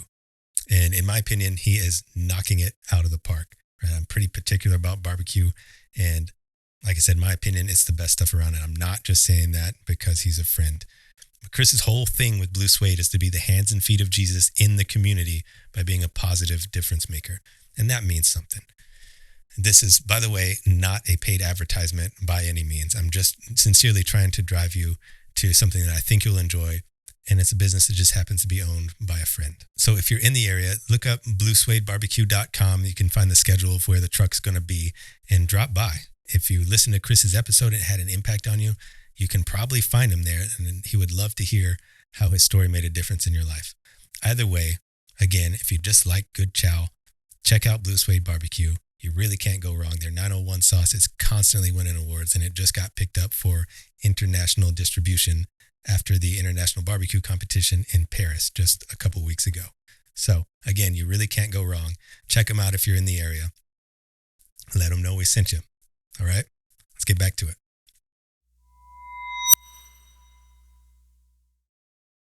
All right, brother, back from the break.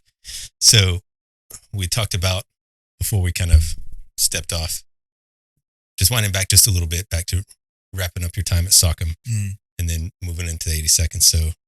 So you said you started kind of initiating your divorce at Sockham, or that's just where the trouble kind of started? That's when the trouble like really kind of like kicked off. Okay. That was probably some of the worst it really got. Okay. How we were kind of at each other's throats. And like it was so bad one night, like I slept in the anatomy classroom, and the instructor is his last name is Ford. He comes because they always told us like, hey, if you got problems at home, we'd rather you remove yourself than do something dumb. Mm-hmm. And I would never lay hands on my wife ever, like anybody, like girl, I'd never have unless, you know, it was asked during certain situations, right? Sure. You know, but that night, like I got angrier than I've ever been, and I was like, I just don't need to be here. I need to separate. And I went and slept. I slept there, and he walked in that day, and I was, so disheveled, man. Like I smelled like Jack. And this was after I broke my hips too. So I was drinking because they wouldn't give me pain pills for my hips. So that's where my drinking got a little worse, because I was trying to ease that pain. And he's like, what are you doing? Like, of course, I started going off. I'm like, hey, like I did what I was told. I had a bad night last night with the wife, and y'all told me, and it's the only place I had to go. He's like, okay, fair enough. You followed protocol. But yeah, man, that's when we really started. We're having some issues. Like I said, I was talking to somebody else. I caught her talking to somebody else, but she had every right to. Like, I was doing it. Like, who am I to, like, whatever. And that's when we, like, put the house up for sale. So I'm like, we're getting divorced. Because I kept asking for divorce. Stupid me, right? I'm like, I just need to get out of this. And then as soon as we sold the house, we tried to make it work. And it did. It worked for a little while, like a few months. Like, we were great. Like, loved it. We moved to our new apartment in Southern Pines. We thought new town, new us. Like, we'll do it. And like I said, we got in a couple big fights, and I went back to my old ways. I tried to fill voids with other people when I should have used her to fill my void, because she was my family. Like, she was. Because at the end of the day, like, we were best friends before we became lovers. And I think a lot of people don't have that.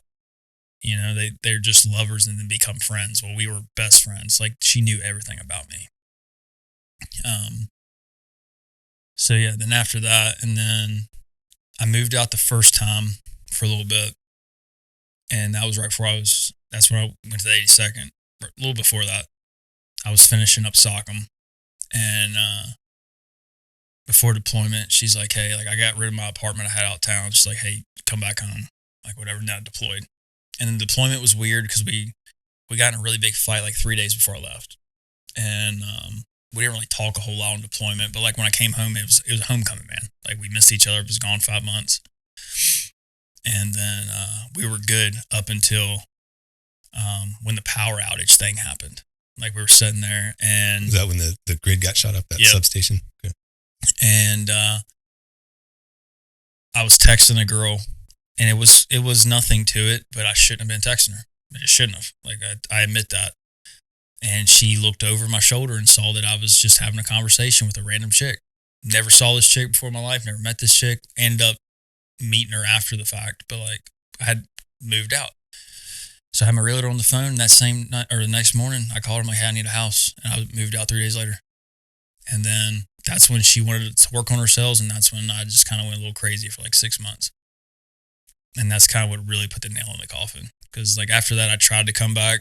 And she just always like, I don't trust you. You need to grow up and this and that. And then just slowly went down. Man, I tried for a while.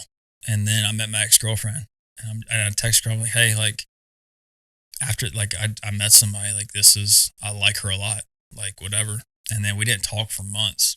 And then I forget what happened. And dumb me, I don't know if she messaged me or I messaged her. And we started just texting, just a friendly text. And I'll say, again, that was me. I knew it was wrong. Should have never done it because I love that other girl. And I wanted things with her. But I just always, because she was still technically my wife, like I felt like I owed her something to like communicate still with her.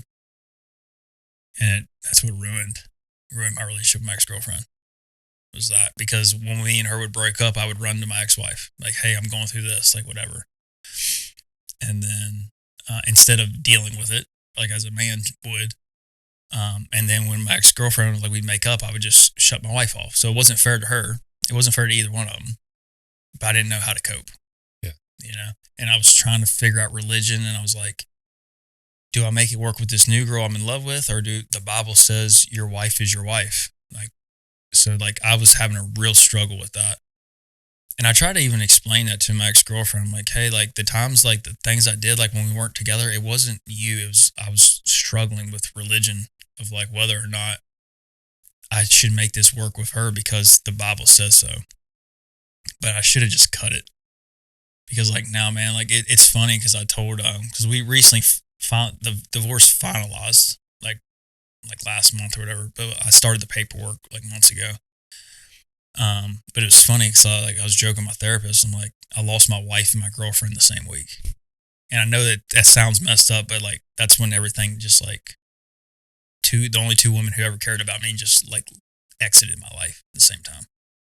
Because even when I was having bad shit, like if I needed to call Carla, like she'd answer. She'd listen to me. Like she might not be happy with me, but she'd listen to me. And I always knew too that like if something ever happened to me, she would take care of me.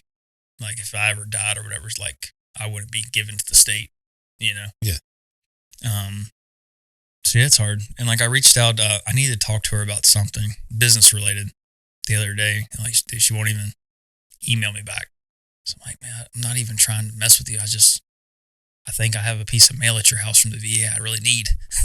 You know what I mean? Yeah. So that's kind of hard. But like I said, but she's killing it, man. Like she is gorgeous. Like both my exes, they're both beautiful in their own ways. And she's crushing it with her business. And I'm so proud of her that she went from like, she was a single mom her whole life and went from literally nothing to now she's rocking. A doctor. Yeah. Wild, man. Yeah. And like I say, like even now, like people come to me like, hey bro, like where do you get your tests from? Like, do I still send them to her? Because she's great. She's awesome. Same thing with my ex-girlfriend. Like people have fitness advice, but like, hey, go talk to her. Like that's what she does. Like she's great. Like I have no hard feelings or animosity towards either one of them. I say I was the problem. They weren't the problem. So. You mentioned a little bit earlier, and I'm just curious if there's something there about you're taking accountability, saying, hey, it's on me. It wasn't growing up with my mom, not treating me right or something. Did you have a good relationship with your mom, or No, man. So like a lot of my stuff is from my childhood, right? So mom and dad divorced when I was like 1, and my whole life I saw my dad was in love with my mom. Like he would beg her in the driveway to come home and this and that. And my mom was super successful until she got hooked on drugs. She was worked for corporate McDonald's, had her own construction company, all this stuff. And she was like grooming me to be a businessman, right?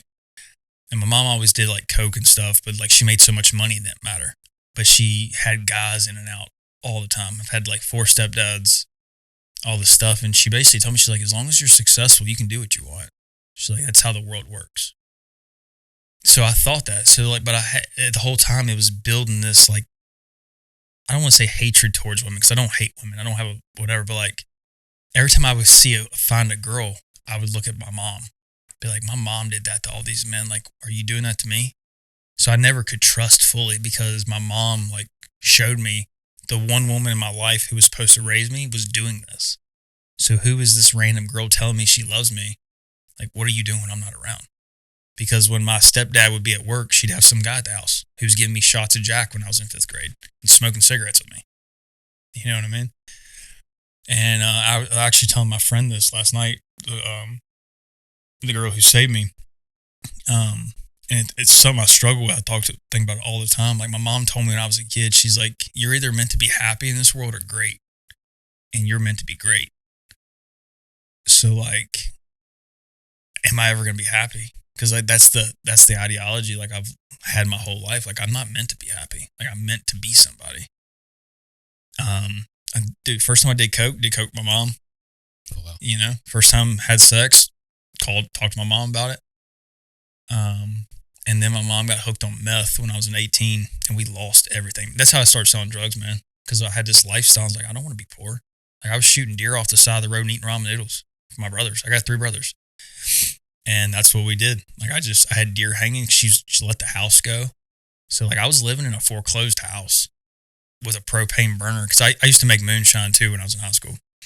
So I had my still set up in this. We had a huge house. So I had a still set up in the house with no electricity. I used my propane burner for my still to cook food every day. And I'd shower at the gym. You know what I mean? And then when she got really bad on drugs, that's when me and Carla got serious. And dude, she like tried to get us arrested. Me and my brother arrested. Like she snitched on my brother for a bunch of meth, and was just an awful. I just recently started talking to my mom again last year. And after I got saved, it was a big thing for me. Like I forgave her, because I'm like, if I'm worthy enough for forgiveness, if God can forgive me, who am I not to forgive my mom? So how can I expect forgiveness if I won't get forgiveness? Is that hard for you, man? Yeah. Yeah. Yeah. Because we're still not, like she tried. She really is. She's sober now and she's trying really hard. Like I got a nephew. She's in his life. But again, to me, it's ego. It's just letting it go because I have that mistrust. So like I would love to have a normal family. It's just hard for me. So, but telling her I forgave her was a big, big step for me. It's like, you're still my mom. Like it's going to take some time. Like we're not just going to come back to hugging, kissing. Like we weren't like that growing up anyway. Like, man, like we weren't a super lovey family. She was never around. My dad was a cop, slept all the time, working shift work. And then mom, we just had credit cards. So like it was one time I went a whole month living in the same house, never saw my mom. Wow. And she just lived our house was so big and she lived in the basement and like she didn't want to be bothered. So I took that with me into my relationships. And that's what made relationships really, really hard for me. Because one, I didn't trust the girls who I was with. And then 2, like I've always been successful. I've always made money. So it's like, well, I can do what I want. In reality, it's the complete opposite. Like it's not how life is. And then the reality check of like, hey, you've been living in your own reality. Like that's not how the world works. That was hard. So a lot of my stuff stems from that. Did you ever, like when your mom got like real heavy into meth, said the house is foreclosed and all that stuff, was there ever anything like a moment when you're like, well, you said you can be happy or successful and I don't see you being either right now? I was so young, man. Okay. I was in like a survival mode at that time. Yeah, sure. Because I know what to do. Like I don't know if you've seen the show Failure to Launch.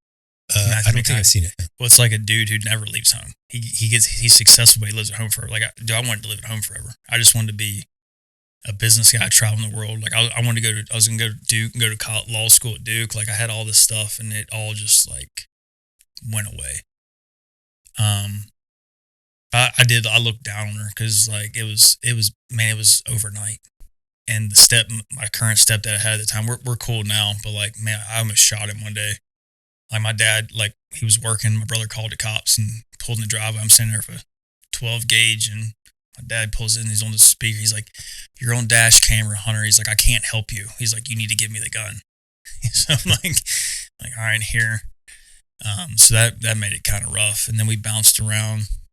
I lived in Myrtle Beach for a little bit. I got hooked up with these billionaires who were in like the weird lifestyle stuff. So that gave me a warped sense of reality too. Because, I mean, we were going to strip clubs every night. We were drinking, partying. I was his wife's boyfriend. He was cool with it because he did whatever he wanted. Like, it was this whole weird thing, which at the time, man, I thought was cool. Like, I'm on yachts in Charleston Harbor. I'm in penthouses. I'm having sex with all these women and plus this rich woman. And it was just scarring me and it was making me numb. And I had no idea because I was 20 years old. Like, nobody was there telling me, "Hey, bro, like, you're sending yourself to hell right now. Like, this is wrong. Like, you're whatever." So that was a lot of that. And like I say, she was 48. So like, I don't want to say she was grooming me, but like an older woman should have known better. Like, why are you sleeping with a 20-year-old? You know, This is the rich lady. this is the rich lady. Yeah. And then she even stuck around my life for a while afterwards. Like when I got married, she sent me a wedding gift. Like when I moved home, like she sent me like bought my school books for college. Like it was definitely like the Miss Robinson thing, you know? So yeah, so like my early childhood was really, and like I said, dude, I was making moonshine when I was 13. Like everybody thought that was the coolest thing ever. Like it wasn't. Like you shouldn't be like, you know, I have nothing against drinking in moderation, right? Bible talks about drinking, just do not excess, right? Don't get yourself to drunkenness. Dude, I was growing weed. Dude, I was selling. I started selling Adderall. Started selling weed. Hell, I sold coke. I sold meth. Dude, I had my first Corvette when I was 19 years old. Like I was making money. Like I had multiple Corvettes, Jaguar motorcycles. Like I was living the fast life. And then when that's kind of how I ended up in the Army. Me and Carla were living together. And she was kind of like that rock, like, "Hey, you need to stop this. You need to grow up. Like, if we're getting serious, like, I can't have you selling, I have a son, like, I can't have you selling weed and pounds of weed." And I had a friend get murdered right before that. And I was like, you know what? Maybe it's time. Because if I don't leave this town, I'm never going to get out of this. And I had a good reputation because you never saw me drunk because I didn't start drinking until I got in the Army, really. I hate getting high. So nobody, like, I had a good image. My last name's a big deal back home. And, but after that, and like her, she's like, "You need to change." So I was like, let's join the Army and just move somewhere. It's gotta be better what I'm doing now. Cause I'm gonna end up dead or I'm gonna end up in jail. And that's how I ended up in the Army. What happened with your friend? So they ruled it a suicide, even though he got shot in the back of the head multiple times. Huh. Yeah. And all of his buildings were broken into and empty. And they found him by the river. So what's really weird about that too is like I used to have dreams that would come true, right? And Carla used to always joke at me. She's like, "You're blah, blah, blah, whatever." So I started telling her these dreams. And that night I'm like, "Hey, I had a really weird dream. Me and my friend Billy got in a gunfight last night and he died. But like my grandma always told me that like the person who dies in your dream is not really that person. It's somebody else."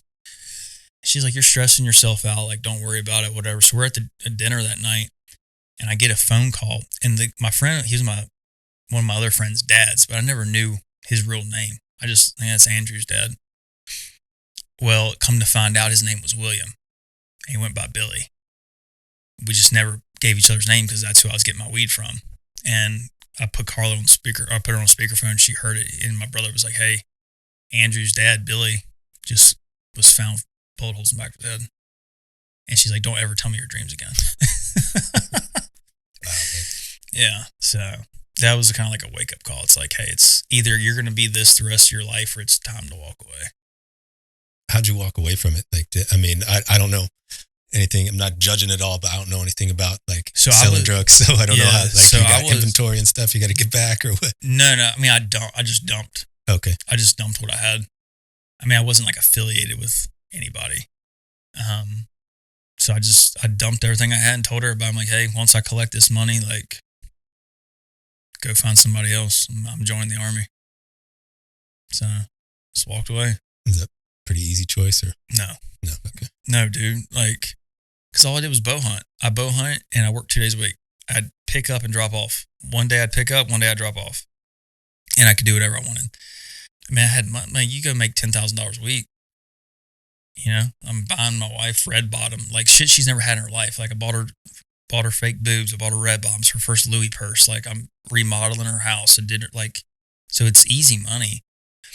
And it's hard. And even like now, like tree money, man, I say tree money is kind of like drug money. It just smells different, you know? Cause I mean, you go out and make $4,000 in 3 hours and you don't have to work the rest of the week, but it's addicting and still dangerous in just different ways. Like that I could have got killed too, but like trees, I can go out and get killed, but I'm chasing that dollar and I'm making that like my idol.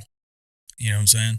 So like now I'm trying to get to the point of where like I want to change careers completely. Cause we're like, for me to be a good man, I need structure. I need some sort of structure. And if that's working 9 to 5 and only making 60 grand a year, then that's what I need to, cause I'm to the point in my life, like I want to just be happy. I want to, like, I'm maybe not whatever, because the Bible don't even promise you happiness, right? A lot of people don't realize that. Nowhere it says, like, you do this, you're going to be happy. Like, being a Christian, man, it's not really happy. Like, you're content, you're peace and that, but, like, it's a struggle. Like, you're picking your cross up every day and fighting that battle. It has nothing to do with happiness. It's getting to the end of the assessment. So maybe I might not ever find true happiness, but like I can find peace. And that's what I want right now, is I want to find that peace. Yeah, that's exactly what I was trying to articulate earlier, man. Like we all want to take it all, but there's always a give and a take. You know what I mean? Yeah. You want to take it all, you got to give it all. And the reality is what we end up taking is so much more than like all the good stuff in this world combined. Yeah. We're taking so much more. So even if we give everything, like it's still a bargain. You know what I mean? Well, that's what I'm saying, man. Like, I mean, he gave his only son for us. Mm-hmm. Like, what can I give the amount of that? Yeah. Nothing. You know what I mean? Like, I am nothing. And that was a big thing too, when I realized like going from like being the man to like the realization, like you are nothing in this. Like you were a finger snap away from eternal damnation, you know? So like when you're like, even like what you're talking about, like what you give, like, man, it's not a drop in the bucket. Yeah, exactly. Of what he gave you. So and that was a learning. And I'm still learning that. Cause like I'll go up like, cause I mean, we have struggles, right? I'm like, oh, man, I'm doing everything right. Like why am I not getting a return? But it's not about that. Like that relationship, you shouldn't be a Christian just because you want something in return. And I had a problem with that in the beginning. Like, but a lot of people that too is like, oh, if I go to church every Sunday, I'm good. Like, no, like works alone doesn't get you to heaven, right? Like, or if I gave the bum $100 today, like, no, bro. Did you do it because you felt God telling you to do it, or did you do it for the image of I'm a Christian, I go to this church? You know what I mean? And that's what like was hard for me getting back into church too, because like I said, the culture, right? Like when I was out running around, dude, first time I went to church, like, well, I know your wife, I know that girl. I'm like, and you're looking down on me, and you're married. So that was kind of hard for me. Like, how come into this? But I realized too, man, like, it's not about that. Like, I alone am in charge of my salvation. So I need to be here for me. You're all over it, man. Yeah. You're all over it. That's something we talk about a lot. It's exactly that's the culture. And I know we've kind of talked offline about it. Yeah. It's such a deterrent for so many people because we focus on the wrong things. Yeah. Exactly what you're saying. Well, it's like, I don't know if you listen to Joey Martin or if you know who that is. Yeah, I do. Yeah. Yeah. So he puts it perfect, man. He's like, God's not here for the church people. He's here for the sinners. He's like, I don't need to come save the guy who's going to church. Like, I need to go save the guy who don't know. Like that sermon, he had a biker gang came to his church that weekend. He's like, this is what I love to see. He's like, we're not here to preach to the people who believe. We're here to bring the people who don't believe. So it's easy for a sinner to like find God. Like once you talk to him, you're like, wait a minute, like I can change my life around. I had no idea. And next thing you know, like it's easy. But the person who, same sermon he was talking about, he asked people on a scale of like 1 to how sure they were going to heaven. And he's like, how many people here on like a 1 to 3? He's like, a bunch of people raise their hands. He's like, that got me motivated. He's like, because they still fear. They have the fear of not knowing. He said, but then when he asked how many people here have 7 to 10, everybody raised their hand. He's like, that scared me. He's like, because you should never be content in 100% knowing. Like, yes, accepting God and everything, like I get it, but like, it doesn't stop there. Like I can't go get baptized and then go run the streets or go kill somebody or go rob the next day. But like, oh, sorry, I'm saved, so God will forgive me. Me personally, I don't think it works that way. I mean, he says there's sins are forgiven, and I'm really big against like the whole pedophile thing because like Sentinel Foundation and stuff, and like, but even now, like, man, like they were talking about like your worldly actions have consequences. Like, yes, I think the Bible talks about you're better off to put a millstone around your neck and throw it into the ocean to cause one of my little ones to fail or stumble. Right? Like, so yeah, I believe a bullet in a pedo's head is what it belongs, but I also believe that you can be saved from that. You know what I mean? And that's kind of like very broad on each side of that. But like the Bible says, man, all sin, come to me and your sins are forgiven. So as much as that is bad, I still think there's a possibility there for that. Even though like your actions are going to be here on earth, there are going to be consequences for that. Yeah. You're going to have to sit with it one way or the other, like we were talking about earlier. Yeah, man, 100% agree. That's what I was getting at in the beginning when I said, I just really think we need to have a running start if we're going to make it through to what's after. Yeah. Like you can't slow down. You can't stop. It's like breaking the surf, man. Like you just gotta hit that wave full blast. It's a great way to put it. You know what I'm saying? And once you break the swell, you start swimming. Yep. You know? All right. So you guys, you're still married. You go to, where'd you deploy to? You say Poland? Poland. Okay. What part? I'm just curious. Dude, I wish I could pronounce the town. It was like a couple miles off the border of Ukraine. Oh, Rzeszów, maybe? I've heard that name. Okay. I think we were there at some point. Okay. But we were literally in just a field. Okay. Like they had no logistics. Like they just dropped us. Gotcha. And then we pulled back to Milish. Okay. And then it became a party. Gotcha. Yeah. It does. Yeah. Europe is awesome. Yeah. It gets real weird once you get spend a good amount of time over there, and Poland is one of the countries. And it's weird when you get closer to that. When you get to that eastern edge, you know there's a war going on. It's like we were literally driving by tanks and stuff on the road, and you can see the army guys kind of walking around like at the checkpoints and stuff going across. But you go a little bit further west, and it's just dude, it was just like a good time. Yeah, dude, it was great. Like because like as Americans, like you think America's the greatest country in the world, which it is, but like there's other good countries too. So you get there and like your hamburger patties at McDonald's are hand patted. Yeah. You're watching the people like bread your KFC. Like, dude, I ate McDonald's twice a day every day once we pulled back, and I had a steak every day and a large pizza, and I came back looking like a statue. Like the food was unreal. And like I say, we only did a couple trainings after because as I said, I was recon, so there was only a few of us. Like we didn't really have to do anything. We basically lived like an ODA. Like we had no rules. Like as long as we were home by like 12 o'clock at night, like nobody cared. Didn't do PT. We suntanned every morning, went to the gym, hung out with all the chicks over there. We made friends with the mafia head who just like was our personal taxi driver. He showed us around. Cool. His name's Greg. And then I had my business Amex for my company. So every 4-day trip, dude, I'd jump to another country. Like Prague, love Prague. Berlin is a wild place. Found that out. So yeah, I tried to extend the stay. I'm like, leave me here like as a guy for the incoming unit or whatever. But then the 101st came in. That's when things started getting kind of gay. Okay. Yeah, it was pretty stupid after that. Like, dude, I'd walk in the D factory and cut off shorts and tank top. Nobody says shit. And next thing you know, guys are getting Article 15s for shit. And I'm like, big army rolled in. Yeah. I'm like, what's going on here? And it was funny too, because man, like I say, because Carla had sent me all my testosterone, all my scripts in the mail. So dude, I was juiced. and we're all tatted up, me and my dudes, and everybody thought we were Russian mobsters. So like nobody would like this group we started hanging out with. I asked the one girl, I'm like, why does everybody show us so much respect and like get out of our way and super like they called us Vor, like they think you're Vor because nobody around here is your size with that many tattoos. So it was kind of cool. Kind of got away with a lot of shit because of that. Blessing and a curse, right? Yeah. And I shaved my head one time when I was over there. And like I say, with a shaved head, like I'm either military or I look like I'm out of the Aryan Brotherhood. Like there's no like in between. And I'm German, so I got some German ink. And one of the Polish dudes, they're still pretty mad about World War II. Found that out. He comes up to me and I could speak a little bit of Polish and I can speak a little bit of German. And he first asked me in German, so I answered him in German. And dude, he just starts going off. And these two chicks like jump on my back. I'm like, what? This guy's just talking. Like, no, he's trying to fight you.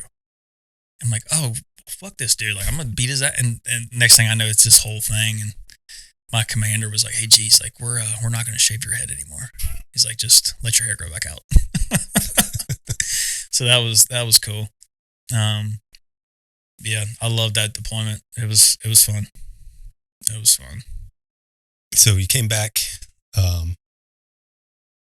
So you're just, what happens after you come back? So come back. Carla was there waiting on me. She let me drive, which was stupid because I hadn't been behind a car in forever. So like I'm all over the road. She ordered me Chinese food that night. Made me so sick because I'm used to eating good food. Right. Yeah. So I was sick for like the first 2 days, and then we came back. We had to go to work for like 2 weeks straight before we could take our leave. Just inventories and all the BS that came with. I mean, we had like late calls, but like it was still stupid. And then me and her, like we were doing good after that because we had been gone. Kind of like, hey, we're gonna put the past in the past. We're gonna move on from this. And then work was good. Like I say, it was just came into my team leader spot. Started really doing some stuff. Yeah, like 82nd, man. Those infantry wise, there's not ever a whole lot going on. Like I was used to like doing shit all the time. So like I was always trying to get us to do stuff, go to ranges, go to schools, because I shot all the time on the weekends too. And they're like, yeah, we can't do that, or we don't have the bullets, or we don't have this, or I'm like, so we're just gonna make the guys come to work and sit all day? Like this is dumb. Like let's go home. So I'd let my guys go home all the time. And again, that's why like higher command didn't hate, because I was logical.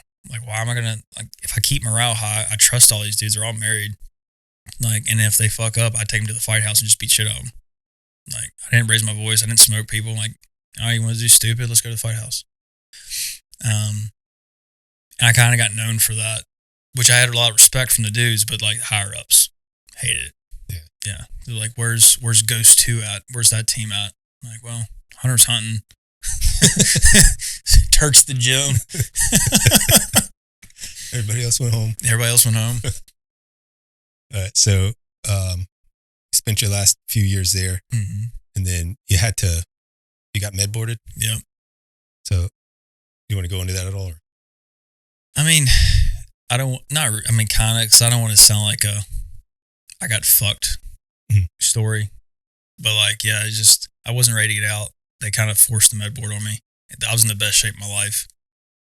Like I said, I was 225 at 8% body fat, and they told me I was unfit for duty because I herniated disc. I mean, granted, I've broke a lot of stuff, but like I was a stud. And I tried to fight it, and then one of my buddies was like, hey bro, like I heard about this, like you need to take your paycheck and just move on with life, because if not, you're going to keep fighting this and you're going to lose. So that was the end of that. I had plenty of terminal leave too. So like even after my med board ended, I was still technically in for like 4 or 5 months. And because my first sergeant loved me. So he hooked me up with all these regulations of like where I kept getting like 10 and 15 days added onto it. And then my very last day, we had a 50 cal range. And I showed up full beard, like all my stuff. And we shot 50s on my last day in the Army. Nice. So that was fun. I mean, after 5 shots, I mean, I'm good. I don't need to shoot a 50 anymore, but. Oh, you're talking about like the Barrett? Yeah, the Barrett. Okay. Yeah. I mean, like, it's kind of like shooting a machine gun, man. Like, first time you do it, it's badass. After that, you're like, I'm good. Yeah. I get it. Yeah. Got a headache and ears ringing and shit. Yeah. So, what was that like, man? Because you weren't planning on getting out. You didn't want to get out. I didn't want to get out, man. I didn't really know what to do. I thought I was going to go contract because everybody made it seem like all these contracts were up and everybody wanted military dudes. And I had the tree business, so I knew I wasn't going to be poor, but like I knew I didn't really want to cut trees. That's when I started to know I wanted to get out of it. And at first, it wasn't too bad because I kept myself really busy, right? I was going on trips, I was training people, hanging out. And then I met my girlfriend. And like I said, we went to the mountains. So like reality hadn't set in yet. And then I went on a couple big hunting trips. And then the reality didn't really hit me until probably like April, June of last year is when it's like, oh shit, like you got to figure your life out. Like this fake reality you've been living in is, you can't sustain this. And that's what like me and her started having a lot of issues too. Cause like me and her, like we were always somewhere. We were always gone. We were always traveling. We were always doing a weekend trip. We were going to the beach. We're going hunting. We're going to Virginia, fishing the rivers, floating the rivers. But then when that calmed down, we had to deal with each other. We had to deal with our problems, our demons. And that's when we started getting kind of like, certain things started showing. And then the summertime, man, like started hitting. It's like, fuck, I want a family, but like I got to provide for my family. I need a house. We need to move somewhere. And so like, I got so wrapped up in planning our future, I didn't take care of her in the present. And that's what kind of ended up screwing me too. Because I needed to be there for her emotionally and not just doing the thing. And then after we broke up, man, like it's been really, because I'm like, hey, like I got to get out of Southern Pines. Like I need to do something different, but I just don't know. Because I mean, it's foreign to me, man. I never had a real job. I had a real job for 2 weeks before I left for the Army. Because Carl was like, you can't bow hunt every day before you leave. Like you got to do something. Tried factory work. I brought home $1,700 after 2 weeks. After 120 hours, I'm like, screw this. This is dumb. I used to make this in 5 minutes, handing somebody a plastic bag. So now that's what I'm trying. I'm trying to find some sort of career that can get me back, with some structure, pays good. But also I miss the camaraderie of the boys. Like I miss the guys looking up to me. I miss like helping them out. I miss like just talking to them. You know what I mean? Like we still talk, but it's not the same. Yeah. We're not showing up every day together. Like I'm not mentoring anybody anymore. I'm not really giving back at all. I mean, I train people and shoot once in a while, but like that's not really some civilian. I hit the A zone and he thinks I'm cool. I'm like, Brad's okay, whatever. You know what I mean? Yeah. Or walk a dude onto a 1,000-yard shot. But like, it's not what I want. Like if somebody offered me like a normal job right now, like I would hang my guns up completely and probably never be tactical ever again. Yeah. Yeah. The Army was my past, man. Like I never made it my identity, even though I struggle with it. I tried not to make it 100% who I am. Cause you go to Charlie Mike's and it's 7-year-old dudes who still talk about the glory days and they're hammered. Like, bro, or like even like dudes who just retired in their 40s. Like, bro, you're coming here every day and drinking, and you're like that high school quarterback. Like you got the prom queen and you threw that touchdown pass, and now you're fucking 30 and fat with 3 kids living in a trailer and a fucking diesel payment. You know what I mean? Like I don't want to be that guy. And I see it all the time. Like, so I'm trying to like rewire that identity of like I know I can't hide it because I look the part, but like I don't want to that. Like I try not to talk about it when I don't have to, but like, and that's the problem with Southern Pines too, man. Is like everybody wants to know your MOS. Everybody wants to know where you work. They want to know how much respect to give you. Exactly. You know what I mean? Mm-hmm. So I just started telling people like, yeah, man, I was 88 Mike. They look at me. I'm like, yeah, drove trucks. Were you actually 88 Mike? No. Okay. No. But it's just like a bullshit MOS. Sure, yeah. You know what I mean? Because I don't want to talk about it. Like, I almost got in a fight with a dude at O'Donnell's one time. I'm just sitting there having a Shiner block, playing on my phone. Hey, man, where'd you work at? I'm like, bro, I cut trees. I own a tree business. He's like, no, for real. Like, where do you work at on Bragg? I'm like, bro, I own a tree business. Oh, you think you're too cool? Blah, blah. I was like, bro, if you want to walk outside, we can. But I just want to sit there and drink my beer and play on TikTok. Like, leave me the fuck alone.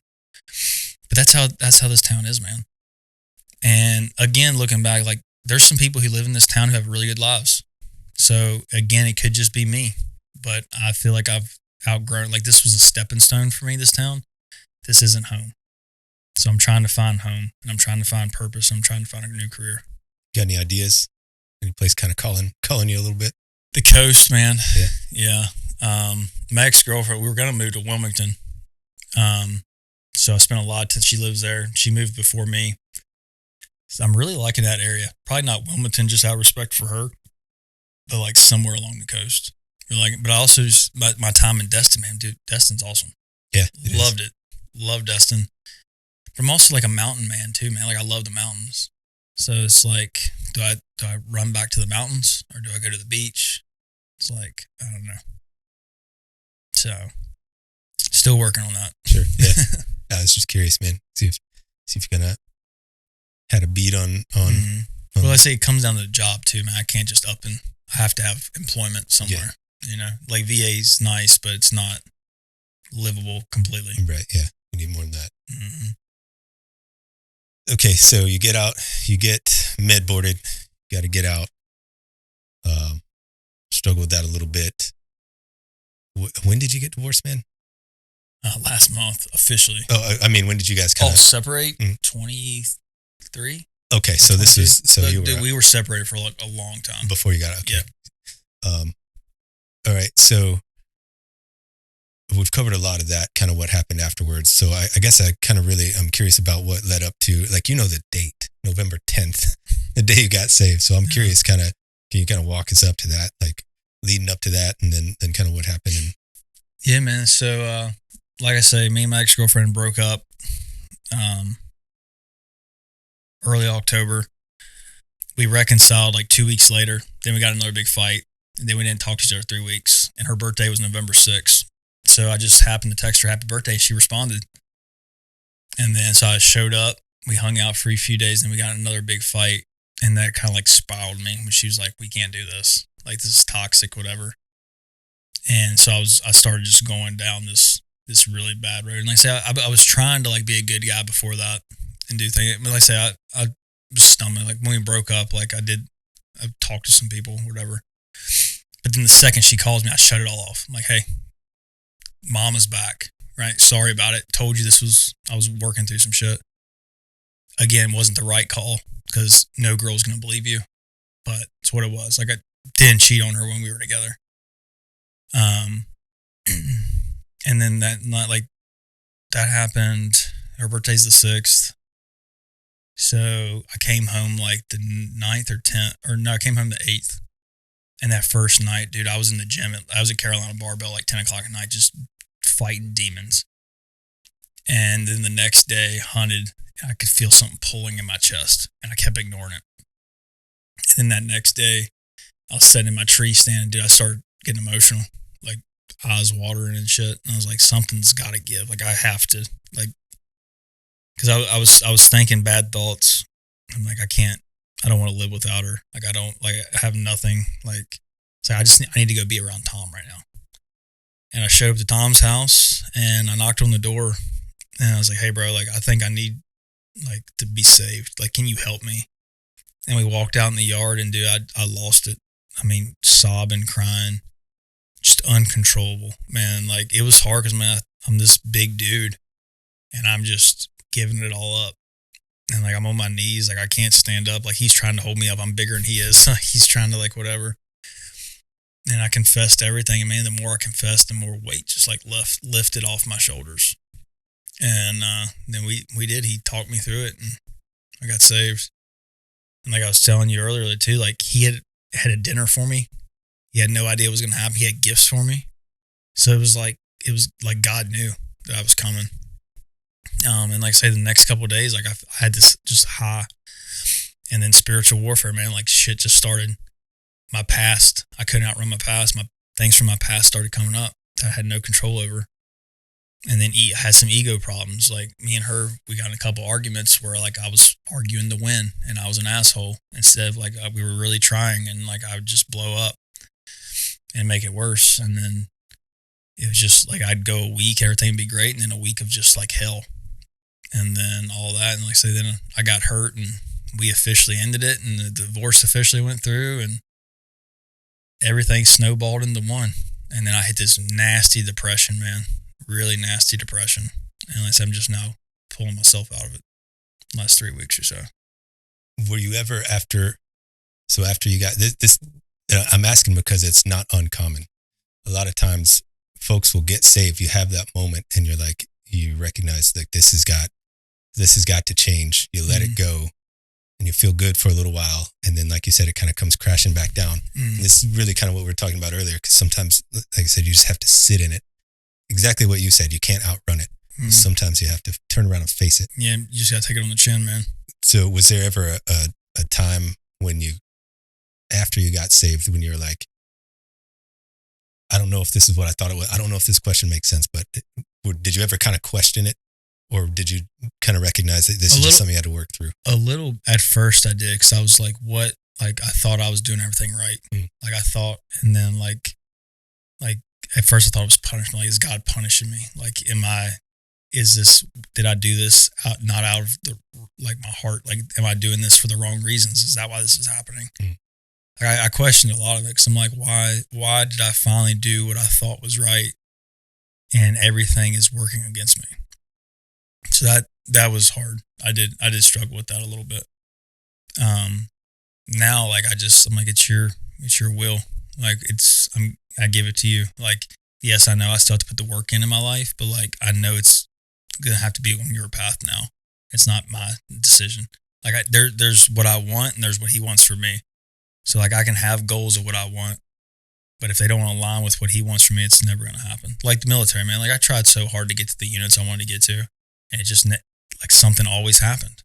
Like, okay, well, maybe he saved me. Maybe I'd been killed. Maybe he had he has a different path. Maybe there's something greater that I'm meant for, that he was like, no, you're not doing this. Like, and I'm going to take it away from you. Like, you might not see the positive in it, but one day you will. And that's the kind of attitude I'm trying to have, is like, dude, I'm lost right now, but he knows where I'm going. So I'm living. Every day I wake up, I'm thankful. You know, and after I was saved too, I started being thankful for things I took for granted, like my health. Like, do you know how many people would love to have one more day? And here I am, 30 years old. Like, I live on a horse farm. I drive a nice truck. I get to work out. I'm healthy. Like, I'm like, all these things. Like, I'm sitting in my tree stand the next day. I'm like, wow, like, this sunrise is beautiful. Like, this is all, like, I've never looked at that way. Or like, I'm out in nature right now. Like, this is peaceful. So that was a big thing that changed too. Is like, I'm thankful now for a lot of the small things when all I wanted was the big things.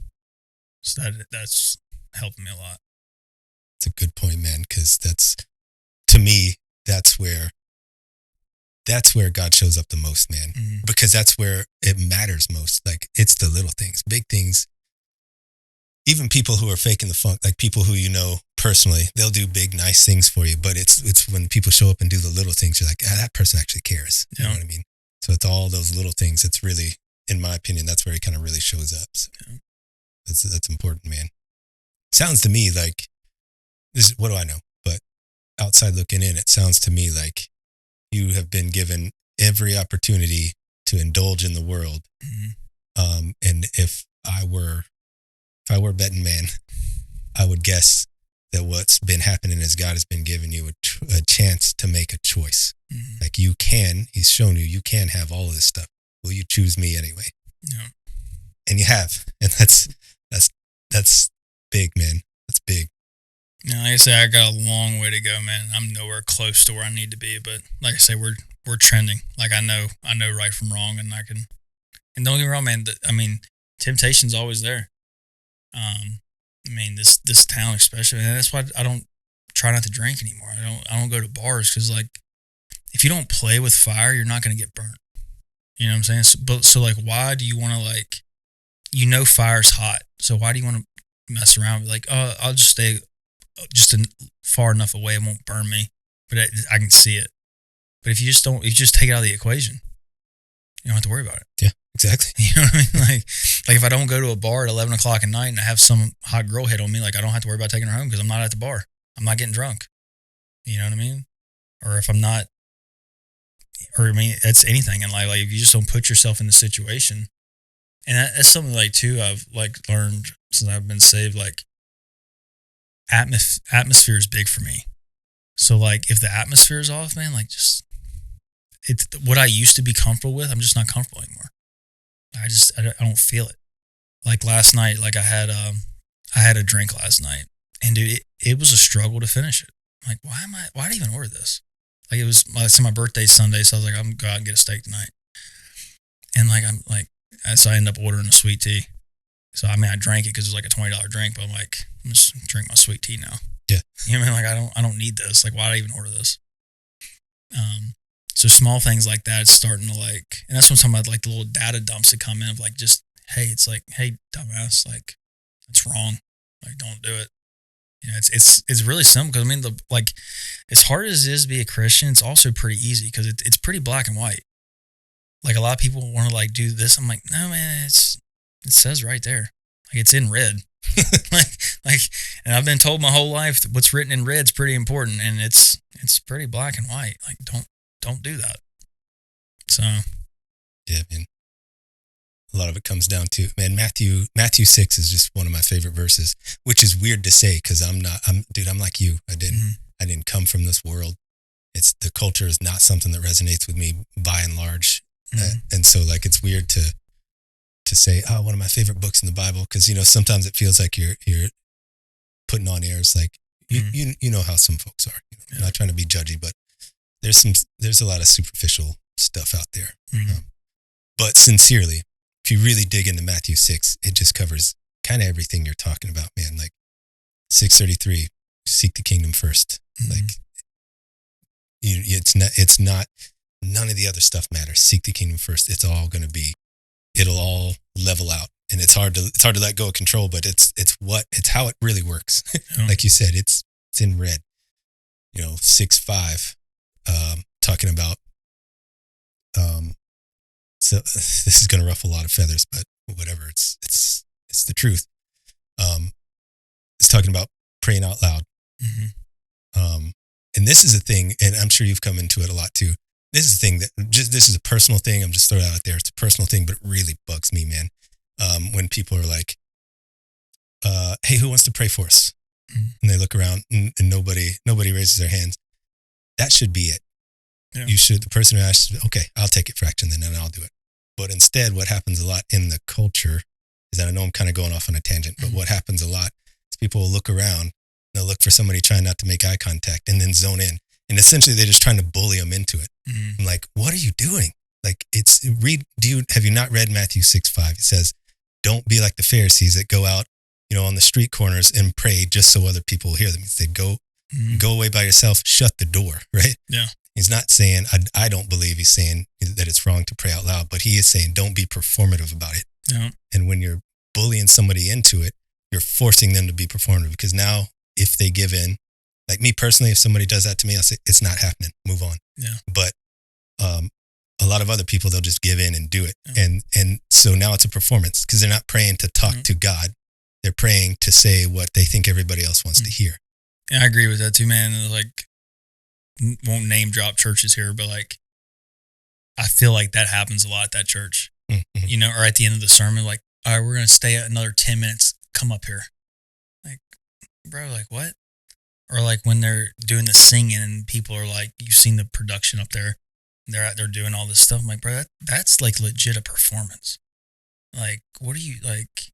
I get it. Like, if you truly feel that, 100%. Like, who am I to say? Like, I grew up in a Pentecostal church, man. Like, and when people start talking in tongues, like, you know who's real and you know who's just doing it. Like, I watched a woman for straight 30 minutes talking to, like, not just repeating words. Like, she was talking to somebody in some language, straight up. And it wasn't like, and it's like she wasn't in her body. You know, I don't want to say possessed because we were in church, but something was working through her, and that was real. But then you sit there and watch. As a kid, man, people start talking in tongues and stuff. Like, I don't want to close my eyes. Like, what the hell's going on? You know what I mean? And like, you see some dudes and they repeat. Like, one guy, he repeated the same phrase over and over again every time in church. I'm like, bro, you're just performing, you know? So like, I get that 100%. Yeah. And then too, like with that too, it's kind of a little off topic, but it's simple. Like, with Jesus, the Samaritan woman at the well, right? Where she wasn't allowed to go to church. She's like, Tom was just talking about this on his podcast. Yeah, like unconventional faith. Yep. You don't. I don't believe you have to go to church to worship. Right? I mean, like the world is your church, and Jesus talks about that in that story. Like, if you believe in me, like I'm the water, I'm my blood or whatever, right? Like, I'm paraphrasing.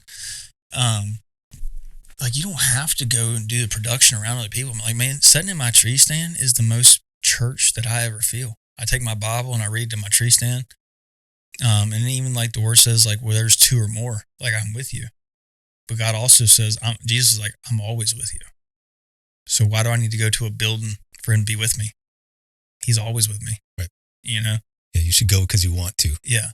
And I'm not saying like don't go to church. Like I think it's great. Like I say, I go to church and stuff, but like that relationship between you and God, you and Jesus. You know what I mean? So if you accept him as your Lord and Savior, like he's got you. Talk to him. Like he could be like you in this room by yourself. You can talk to him just as easy as you can talk to him in church. Probably easier because you don't have the distraction of all the other BS that's going on. Like you're not having people like stumble in because they forgot their coffee, which blows my mind. By the way, I've never seen a place that like serves coffee and people are late to the sermon because they're waiting in line for coffee. Like first time I walked in, I was like, "What is this, a timeshare?" Like, they're giving me pamphlets and bags. And, "You want a coffee?" I'm like, "No, I'm gonna go listen to the preacher." You know what I mean? So no, but I get that with you, man. Like, because some people they kind of force you into it. Yeah, man. You know, performative religion is what it is, and it's again not obviously. I mean, we serve on the production team. My wife and I, like, we're there every service. I'm not tearing down the church, but man, if there's something wrong with the culture, it's got to be called out, and that's definitely a big thing that in my mind, in my heart, it's just wrong. No. And it's not me saying it, honestly, because Jesus said it. Yeah. You know what I mean? I'm just kind of echoing what he said. I'm not making it up. And like I said, I know it'll ruffle some feathers because a lot of people hold on to that, because the truth is a lot of people who do that are being performative themselves. Yeah. And they pray to hear for other people to hear them. They want to show you how wise they are and how well read they are and how deep thinking they are and all this stuff. And it's just a performance. They're not actually talking to God. And people who do that aren't going to want to hear a couple knuckleheads like us call them on the carpet. But it's and too, man, like a lot of these churches, like, because the world's changing, right? So we want everybody to feel included. We don't want to piss somebody off because whatever. Like no, bro. Jesus flipped tables. Exactly. What do you mean? Like he like you shouldn't go to church and like oh, we're not gonna preach on this because it might piss them off. Like no, if it pisses you off, you need to hear it that much more. You know what I mean? Mm-hmm. Like that's exactly it, man. People like skirt around certain things, like on marriage or like other stuff. Like no, bro. Like your job as a pastor or even as a Christian is like, it's not your place to judge, but it's your place to tell the truth. Right. And whether you agree with it or not, like me and you can disagree on the Bible 100%. I don't hate you because you disagree with what I'm saying and you're living wrong. But it's my job to tell you you're living wrong because the Bible says so. But a lot of these churches don't do that, man. Like when I say I was growing up like Pentecostal and Baptist church, man, it felt like you were going to fucking hell. Like if you don't change your ways. And like I haven't seen a church in my adulthood that's preached like that. It's like everybody's happy. Jesus loves you. Let's be merry and whatever. I'm like, bro, no, that's not really, to me, that's not really how the Bible is read. Like, yes, he preaches love and this and that, but like, he's also a vengeful God. Like if you don't do what you're told, like it's consequences. And like I say, when he came in, he flipped the tables in the church and stuff. Like all these mega churches selling, like they're making hundreds of millions of dollars a year. Like, why are you selling books? Like, if you're doing it for the right reason, why are you not giving these books away? Like, if you're bringing in this much money, why are you selling me an audiobook for $20? Give it to me because you want to save my soul, not make money off me. Like, maybe that money's going to good, but like, church isn't a business. I understand it takes money to run things, but like at the same time, like you shouldn't have like t-shirt lines and the clothing apparel and like Joel Osteen. Like I grew up watching him on TV. I didn't know about it. Like, dude, he's the whole sermon, he's selling stuff to you and then asking for donations on top of it. And then you start these other churches get in, not to be political on your podcast, but like some of the topics they're fighting for, man. Like with the whole thing going in the Middle East right now, like I won't get into that. I'll go down a rabbit hole with that one, but it's just I don't know. I don't align with a lot of it because the Bible doesn't align with it. Right. You know? Yeah, it's the superficial things, man. It's what we keep talking about. You and me, all these most of the other people who've come on here, we tend to touch on it at some point. It's the culture, man, and to me, man, if it's something that keeps coming, and maybe it keeps coming up because it's me. I don't know. Maybe I'm just not. Maybe I'm just in my own little world. But if it keeps coming up, it's an issue. You know, you know what I mean. It's not just my opinion. Yeah. It's I keep hearing people saying the same things, and I'm like, yes, exactly. Like exactly. There's a real issue with the Christian culture, where there are a lot of real issues, and it's what it comes down to is accountability. And again, that's something that I've said it here before, but it's something that people love to say, but they don't love to do it. No. The accountability for a lot of people is just an excuse to judge other people. It's not for me, it's for you. Yeah. And another thing it like blows my mind, man, is like Islam, right? You don't go and talk bad about their God and their prophet, right? They'll kill you. And I don't agree with Islam, but I respect that. You go to a Christian and talk shit about Jesus, don't even get mad. They don't get upset. They're just like, where's that? Like I feel like the church is kind of getting soft too. And Joey Martin talks about this. Like the church is becoming a little soft because like you should have that conviction to stand up for what you believe in. And so many Christians are just like, oh, whatever. But you go talk about Muhammad and man, you're going to pay for it. So like Christian, like they're Christians when they want to be, when it's convenient for them. And then when somebody says whatever, they just bow down. Like, that's not, I don't think that's how it should be. 100% agree. You know what I mean? You'll wear your football team around everywhere. Why not stand up for God everywhere you go? Yep. Like, why is that so hard? You know? And like I say, like who am I to be talking about this? It's just little things I pick up on. Cause like, if you're going to be about it, be about it. And that's what took me the longest part. Cause I felt like I wasn't ready to be about it and I didn't want to fake it until the time came when I was about it. I'm like, I'm not faking anymore. You want to talk to me about God? I'll talk to you about God. If you don't want to hear it, cool. Like it's one verse, Jesus tells his disciples, go out and speak. And he's like, if they don't want to hear, dust off your feet and keep going. Mm-hmm. So like, okay, if you don't want to talk, like I'll bring it up. If you don't want to hear about it, okay, it's your soul. It's not mine. I know where I'm going, but I'm here to help you. But if you don't want my help, then okay. So that's the thing. But yeah, man, like a lot of Christians, like they just don't stand up for it. Like like Christians in other countries, man, they're like literally dying, like in Nigeria because of Christians.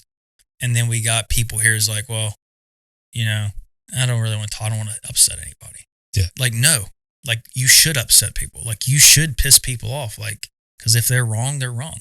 Like in the military, when somebody was wrong, we'd be like, oh, I'm going to pull him off. So I'm like, no, you correct it. You tell them, hey, you're fucked up. And this is how to do it. And I feel like as especially Christian men too, man, like that's our job. Like tell people. So, I mean, I might get some backlash for this because, like I said, I'm still new to it, but like I feel like that's how it should be. No, I agree 100%, man. If it's wrong, it's wrong. And that's like the way we get to the point where it is such a common thing that everybody, even, I mean, we've had a couple episodes back from this one. It was one of the pastors at church. And even he recognizes, you know, there are things in the culture that just aren't, you know, what they should be. So why are we not talking about it? Like, why are we tiptoeing around it? You know, like who exactly do you believe we're called to be? Is it just for us? Is it what we get out of it and then just go along to get along? Or is it, are we the representatives of the kingdom? And if you're a representative of the kingdom, then act like it. Yeah. You know what I mean? Hold yourself to, and the rest of the representatives to a higher standard. I don't know if that makes sense. Yeah. Okay. Sorry, I kind of got off on example, a tangent man. too. Like it's exactly anything else in life, like lead by example. Like if I'm sitting here having this podcast with you and then somebody sees me at O'Donnell's tonight, like what is this? What is that? You know what I'm saying? Like you have to pick up your own cross every day and lead because people look up to you. Right. You know, especially like if you have a family, like your kids look up to you every day, or like your brothers, or like anybody younger than you, or somebody just at a different point in life of you. If they see you doing it, sometimes that's all somebody else needs. Is to be like, well, that guy's doing it. Why can't I? You know, and that's where it comes back to like, it's not about you. It's about what you bring to the people around you for positivity and like good works. Like, and that's what I try to do, man. Like, that's what I go play. Like, I was at the Sawmill listening to a sermon. Everybody's drinking, drunk, whatever. And I'm sitting there listening to Joey Martin. And like, so many guys, hey man, can I sit down and listen to this with you? I'm like, yeah, that's why I have my volume turned up to 30 so y'all can hear this. We're at the tactical games, man. Like, we didn't pray before the tactical games on Sunday, which was really weird. Usually, like, everybody like opening prayer or even a silent prayer, like, hey, take 60 seconds, like, whoever you believe in, like, this is what we're doing. Turn my volume up in my truck, play Joey Martin's sermon, and I could see people, like, just looking. And too, man, like, I shot the tactical games in jorts and no shirt. Like, I looked like a douche. I know. I was trying to get some followers. I would try to like make my own like sings unless I'm trying to grow my Instagram. But like, so they see the big tattooed guy sitting there listening to a sermon. They're just like, it makes them just take a second. Like, okay, well, maybe there's something to this. If that guy's listening to this on Sunday morning, maybe I should, or anything. You know, just plant the seed. Because my buddy he planted that seed 10 years ago. And it took 10 years to grow. But when it grew, it finally grew. And he was the first guy I called. And he cried on the phone. Yeah. He did. Yeah, he was like, bro, he's like, this is the happiest I've ever been. He's like, I would have never thought. And he's the one who asked me to come to church when I was in Virginia the past time. So yeah, he calls and checks on me. Like, hey man, how you doing? Like, I know you're struggling, but like this is like, you're going to get through it. Like, this is part of it. So yeah, man, like planting your seeds, man. Like, doesn't cost anything. And like, even like some of my buddies who are going through shit and they're trying to understand religion. I was like, bro, I was like, you know, the cool thing about prayer, like, what's that? I'm like, it don't cost anything. You know what I mean?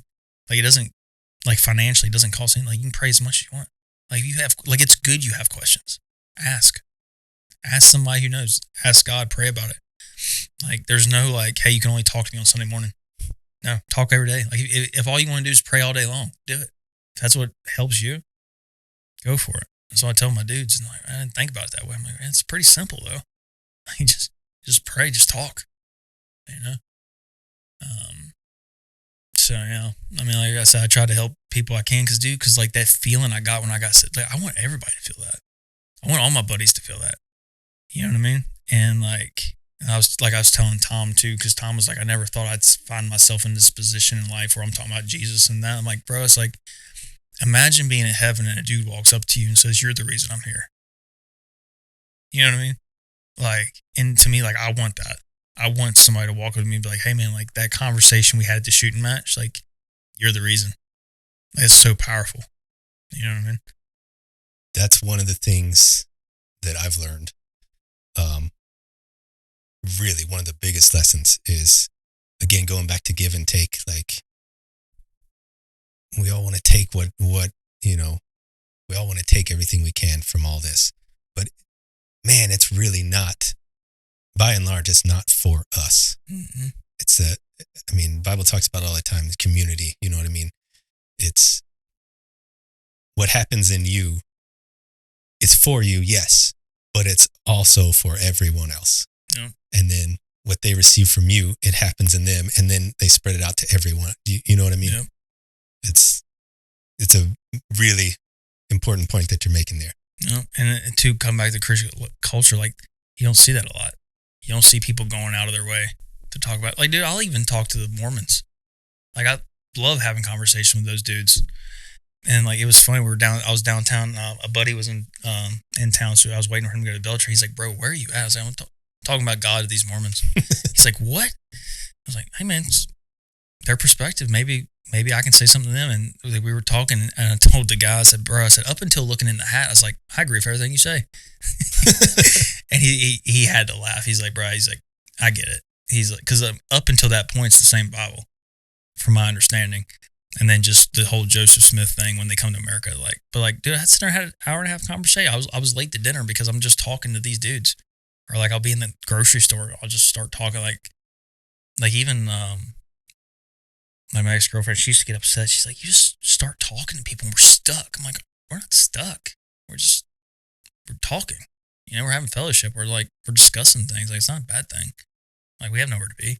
Like, I'm retired and I basically pay for all your stuff. So what's the matter? You know what I mean? Just hang out for a minute. Yeah, just hang out, chill. Go buy something. Go pick something, put in a shopping cart. You know? So yeah, man. Now, like, I love talking, and I find myself in the most random. Like, I was at Pinehurst. Her name's Lauren, by the way, the one who saved me. And she's like, "Hey, come like be my wingman." She's like, "You're not doing anything. I'll buy you dinner." I'm like, "All right, I'll swing by." And it was the top 35 CEOs of all the companies or whatever. And we're talking. Dude, I show up in like range. I was at the range. I'm in like a range outfit. Everybody else is in like suits, but she's in a dress and heels, and I'm sitting there. And dude, somebody said, and Lauren just made a comment on me getting baptized. I was getting baptized the next morning, and the dude like looks up and pulls a cross out of his neck. Dude, I talked to that guy for an hour about God, like out of nowhere. Like he didn't know me, I didn't know him. He's in a suit. Come to find out, he got in a really bad accident, almost killed him. He's been sober ever since, and like whatever. It's just the most random places. And we're talking about it, which it's not crazy to me, but like 5 years ago, me would have been like, who the fuck is this guy? Like, we're at a bar. Like, why is he talking about God? But in reality, man, that's where you need to be. Because at the same time, like I talk about not playing with fire and going around things, but man, like to find the lost sheep, like if you just put yourself on this pedestal to where you're too good to go to around those areas, like who are you really saving? You know what I mean? Like if you don't go around the sinners, how are you going to save them? Like you need to be that light in their darkness. And my friend from back in Virginia, man, like being around him, he radiates it. Like just being in the same room with him, you could just feel it. And dude, and he'll sit there, you can be sitting there hitting a damn bowl, and he'll sit there and talk to God with you. Like he has no judgment, but he's telling you what you need to hear. You know, and that's the thing too. A lot of Christians are like, they just think they're better than the sinners. And like maybe in a sense they are spiritually, like as far as being saved, but like you're not better than that guy, because like I say, the Bible talks, like even the prodigal son, man, like when he comes back home, like he didn't kill the cow for the son who stayed. He threw a party for the son who came home. You know, so like you don't need to just constantly talk to the same people about religion. Like you need to go find the people who don't know, or who's struggling, or who's like me, who's ready to put a bullet in their head. You know what I mean? Like if I didn't have Tom, dude, like I wouldn't be here. If I didn't have Lauren, I wouldn't be here. You know, they came and found the lost sheep and brought me back. And here I am. And now I can go find lost sheep. And I've brought guys back. Like my one buddy, after he realized I got saved, he's like, I want to get saved. How do I do it? And I talked him through it over the phone. That's awesome. You know what I mean? Like, and like, I don't say that in a bragging way, but like, I feel like now, like that's my job. You know what I mean? Like, hey, it's your job to like say this. And if somebody's struggling or somebody has questions, like take time out of your day and talk to them. Because what's 30 minutes today when you have to worry about somebody's salvation the rest of their life or for eternity? You know what I mean? Am I going to look back on these 30 minutes when I'm dead and in heaven? Or I'm going to be sitting there talking to that guy like, hey man, remember that conversation we had? Like, here you are. Told you it was real. You know? Yeah. Yeah, man. It's kind of what we were talking about offline at the break. Like you can see it in yourself, in your own story. Like as soon as you got saved, God started using you. Mm-hmm. So it's like, it's never too early. I get it. I get where the mindset comes from. It's, you know, oh, I don't know as much. I don't know. I haven't even read the Bible, all this stuff. And people are like, I hate the term baby Christian, because it's just not a thing. Mm-hmm. That's putting somebody above somebody else. You know what I mean? You might be just getting into something, but you're not. There's no baby Christians.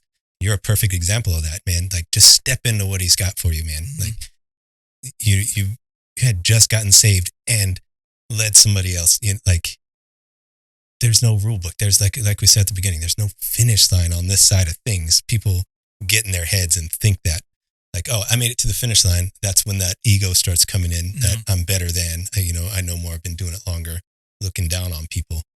But I hate to say it, man, those folks are missing the whole thing. Yeah, totally agree.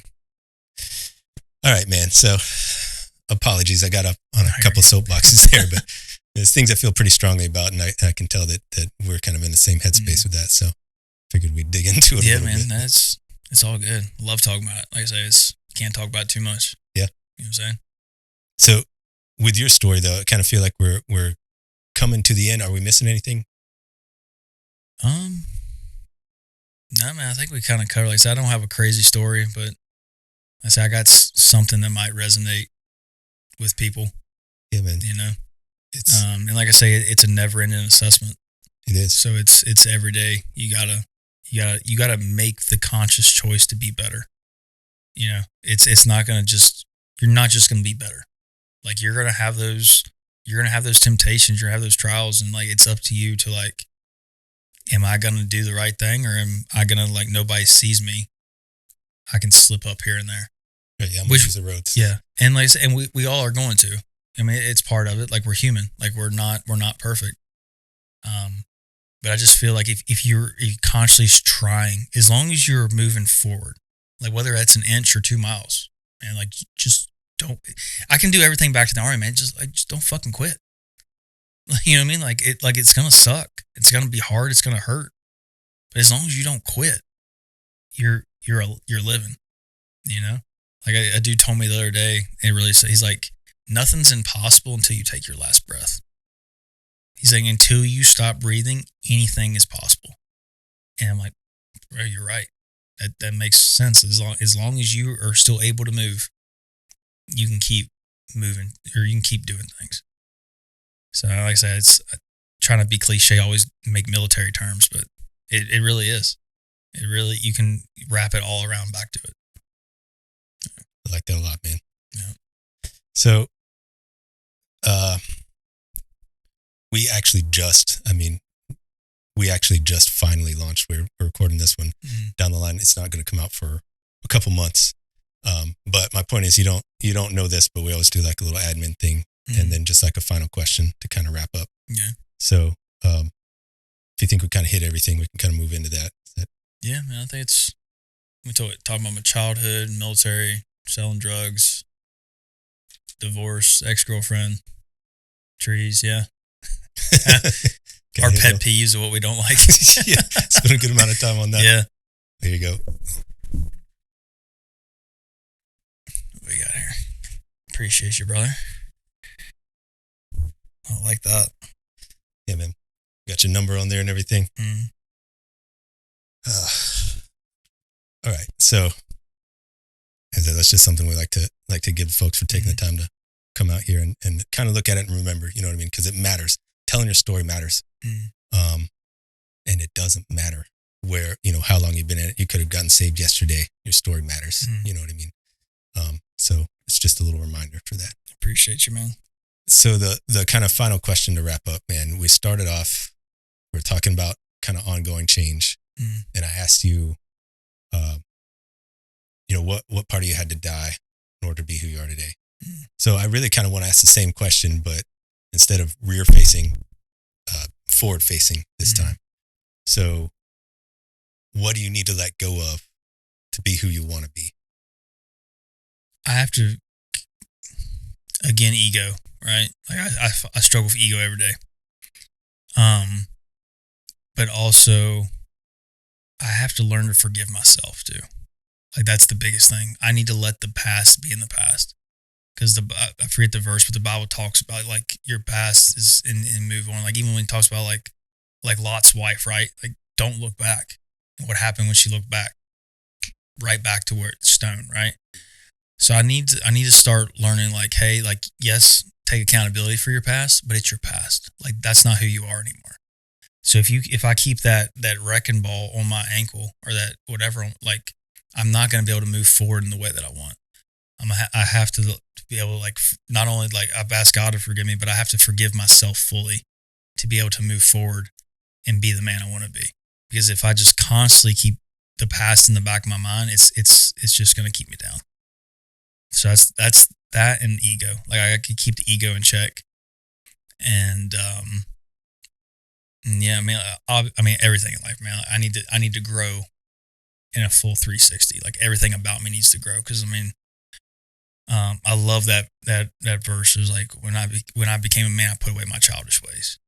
You know what I mean? So like I've thought I was a man this whole time, but I wasn't. I was a boy in a man's body. And now that I understand what being a man is, I can put away my childish ways.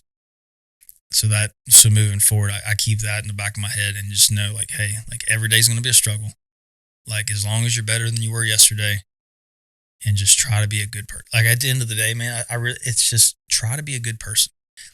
And like, and somebody told me this too, and it kind of hit me pretty well. My buddy from Virginia told me, he's like, are you the man right now that God wants to give his daughter to? If you were a dad, would you let your daughter date you? I'm like, that hurts, man. that hurts. And so I'm trying to be that man that I would want my daughter to date. Because I want to have kids. I want that. And I like, if my daughter dated me at 25, I would have killed me. You wouldn't have found my body. You know what I mean? So that's my goal, is to become the man I would want my future daughter to marry and be proud of. It's a good goal, man. Yeah. And then I don't know if you got time. I didn't bring up one thing. I don't know if you want to talk about it. We got time. I don't know how you feel about plant medicine. I don't get my back up about it, man. Yeah. So when I was going through some shit, I called my buddies at Sentinel. I'm like, hey man, I need somebody to talk to. Like I feel myself going down this rabbit hole. And my ex-girlfriend was like, hey, you got some stuff I think you should work on. You should look into this. And I don't know. I went on a trip. I went and did ayahuasca, MDMA, and some psilocybin. Did you go to Mexico for that? No, actually, we did it in Texas. Oh. Yeah, it was a legit foundation. I don't know how it got there. I got there. They're like, all you got to do is get here. Everything's taken care of. But I was struggling with it, man. Like going, because like I said, I've been saved. Like I'm trying to be religious. So I still don't know how I feel about it, because I didn't feel anything. I didn't see anything, but I prayed every day I was there. And I prayed the same prayer. Like and it was funny because Tom and Justin, they prayed this exact same prayer that I prayed for me, which was weird. I was like, if this is of you, let me experience it. If this isn't of you, protect me from it. Dude, the first night, they gave me, I don't know, that much MDMA liquid and like 8 grams of mushrooms, and mixed with ayahuasca root. I fell asleep. Just fell asleep. And I didn't even know I was asleep. And I finally raised my hand because I had to take a piss. And like, hey guys, like I want to go sit by the fire. Like didn't really work on me. Like I've been here like an hour or so. Like I'm good. He's like, bro, you haven't moved in 6 hours. I was like, what? He's like, you hugged your pillow and rolled over, and we just been making sure you're breathing. I'm like, so that's weird, because everybody else was like freaking out because I could hear them. They're crying. They're like seeing weird, wild stuff, and all this. People's pissing themselves. And I woke up, and a dude was like freaking out. 2 guys were like holding him down. I'm like, I want to go outside. Like, leave me. What the hell's going on? And they're really weird about too, like praying to grandmother and ask grandmother this. I'm like, bro, it sounds a lot like a false idol to me. Like we're talking to an entity that's not Jesus. Bible's pretty clear about that too. And like kind of the thing. It's kind of a big deal. And so I couldn't really. And then the next day,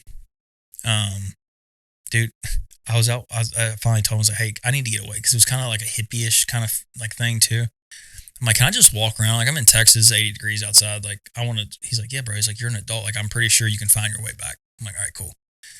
So I walk out and find this random horse in this field, and he just starts following me, like right beside me, like he's holding my hand. I'm like, this is pretty cool. And come back, call my mom, which I never do, right? Because I did feel kind of emotional being there. And I was like, Mom, I'm going to ride this horse. She's like, please don't. I'm like, yeah, it'll be all right. So, dude, I walk up to this horse. I'm like, hey, I'm going to ride you. Like, don't kill me. He just flicks his ears. I jump on him with no saddle, no bridle, no nothing. And this horse just takes me in circles, just lets me ride him. And then I went and got a piece of baling twine and I made like a little makeshift whatever. And it's like 4 hours. Me and this horse are just riding while everybody else is in there talking about their feelings and journaling and all this stuff. And then the main guy comes out and he freaks out. He's like, bro, what are you doing? like I don't have insurance and all this stuff. But that was probably the most spiritual thing about it. And then that night I did the ayahuasca. Dude, they gave me like a whole Dixie cup of ayahuasca. And again, dude, prayed that prayer. Nothing. Oh. Nothing, man. And meanwhile, everybody else, he gave me extra on purpose because I didn't see nothing the night before. And so I'm in a weird spot about it, man. Like I don't know if it aligns with with the Bible because it's supposed to alter your mind. So like, but it really helps some people. And some of the guys there were also super. Like one of the dudes there actually goes to Joey Martin's church. Like he asked me to come and hang. I'm like, bro, like I don't understand like how we can pray to like or ask of this other thing, but then also pray to God after the fact. Like I don't know. I'm still struggling because I'm glad I experienced it, but I don't know if I want to do it again because of that. Yeah, that makes sense. Yeah.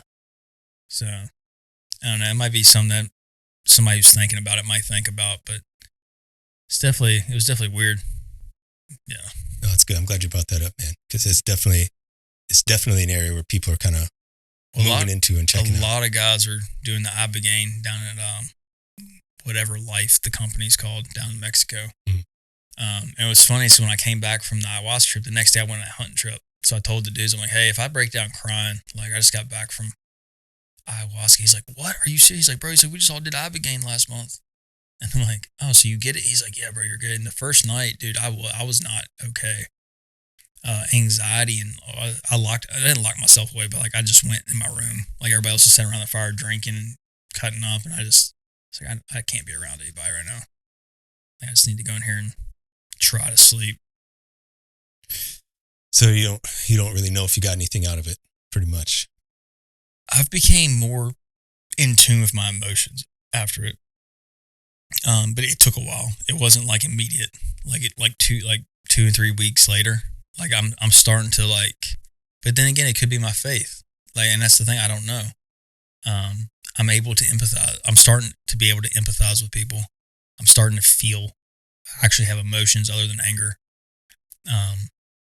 I've been a lot calmer, stuff like that. My anxiety, I've had anxiety ever since, like when I wake up in the mornings. But other than that, yeah, it's because they told me that because I didn't throw up. I didn't eat, like everybody else was like, you're supposed to throw up on it. I'm like, oh, dude, I didn't throw up. Like I stomached it. I didn't like, because either you throw up or like you shit yourself. Like there's no whatever. And like, none of that happened to me. Like I woke up and ate like 6 slices of pizza. I was starving. So he's like, hey man, you might be like a slow burner. Like you might just slowly start getting like little things here and there. And like I say, the first 2 or 3 weeks, like I was super against it when I first came. I'm like, this is awful. Like I don't ever do this again. And then like I started like the feeling changes and like, dude, I allow myself to be emotional now. Like before I thought crying was weakness. Dude, how strong can you be to be a grown man and cry in front of another man and still, like that's not weak, that's strength. Yeah, man. Like one of my buddies at the gym, man, he was telling me, and it's like I told him already what was wrong. And dude, he hit everything on the head. And dude, I started crying. He just hugged me. He's like, let it out, man. He's like, who's gonna talk shit to you right now? A grown man at the gym letting his emotions show. He's like, that's one of the strongest things you can do. Again, some advice that I wish I'd have known younger instead of burying everything. Like allow yourself to feel it, because if you just like let the pressure off gradually, it doesn't blow, right? I got to the point where I had so much pressure built up, it blew up in my face. So now, like if I get emotional, man, like I let it out, because who cares? Who cares? Like you want to judge me? Cool. That's a reflection on you. It's not a reflection on me. So yeah, like I'll find myself, I'll tear, like I was tearing up a little bit there talking, like I just let it out. So that's one big thing I've noticed since I came back from is not being afraid of emotion, because it doesn't make you weak. So that was a big thing I learned from that. Yeah, man. If you don't let it, if you don't recognize it, man, you can't grow from it. Mm-hmm. So is there anything that you'd want to say to somebody who's, because you probably understand people's kind of mindset a little bit better than most in terms of like people who are just kind of coming around to it. They're thinking about it. They don't know how they feel about it. They don't, like we talked about, maybe they ran into culture. Maybe they don't know it's for them. Anything you... Yeah, I would tell people, like, don't get lost in what you think is like cool and what's right. And nobody is too far gone to be saved. Like, I don't care what you've done. Like, if God can turn my life around, he can turn your life around. And I was like, don't listen to the naysayers. Like, if you feel it, go for it. And the ego thing, like, you have to humble yourself, but it's not for nothing. Like, it's worth it. Like, it's going to be the hardest thing you do, but it's going to be the most important thing you ever do in your life. So I definitely say that. And then also, man, like, even for the people who don't believe, right? I like to tell people, even if you don't believe, like, what's the worst that's going to happen? Like, even like hypothetically, if there isn't a God, but you live by the Bible, you're going to have a better life. Like the Mormons, for example, right? Like, I don't know a Mormon that's not happy because they live by faith. They live by a set of rules. And like, wouldn't you rather be wrong if, you know what I'm saying? Like, I would rather like believe something and be wrong and like just nothing happen. Or could you imagine you're wrong completely and it's real and you spend the rest of your life in hell? Like, why risk that? Like, why risk that? Like, it's so easy. And like, if people have, like, I tell people too, like, reach out to me, man. Like, you want to hit me up on Instagram? You want to hit me at Facebook? You want to see me? Like, I had a guy come to me in the gym after I got baptized. Like, I'll help you through it. Like, I don't know everything, but like, if you want somebody to talk to about it, I'll listen and I'll talk to you and I'll try to help you the best I can. But it is one of the most important things that you just got to put your ego aside and do it, because you're never going to regret it. So that's probably my best advice. And also, like, find a good, you need to surround yourself with a good group for men, for example. Like, you need like-minded men who's going to help you, because you become who you surround yourself with. And if you're only around dudes who are drinking and running around doing stuff, you're not going to know you're wrong. You're going to think you're right because your environment tells you that. So you need to surround yourself by other godly men and women to help you through it, because it's not a do it on your own type thing. Like, it takes a village, it takes a tribe, to keep you on the path. Like, yes, it takes you to make the decision to give your soul or your life up, but it takes a community to keep you on the path, because people need to check you and you need to check other people. And if nobody's there, you're just going back to your old ways. So that's my advice I'd give. Good advice, man. Yeah. Thanks again, Hunter. I appreciate it. We got to get you out to Tom's wedding. Yeah. Congratulations, Tom. See it after the fact. Yeah, thanks again for taking the time, man. Really appreciate it. Appreciate you having me on.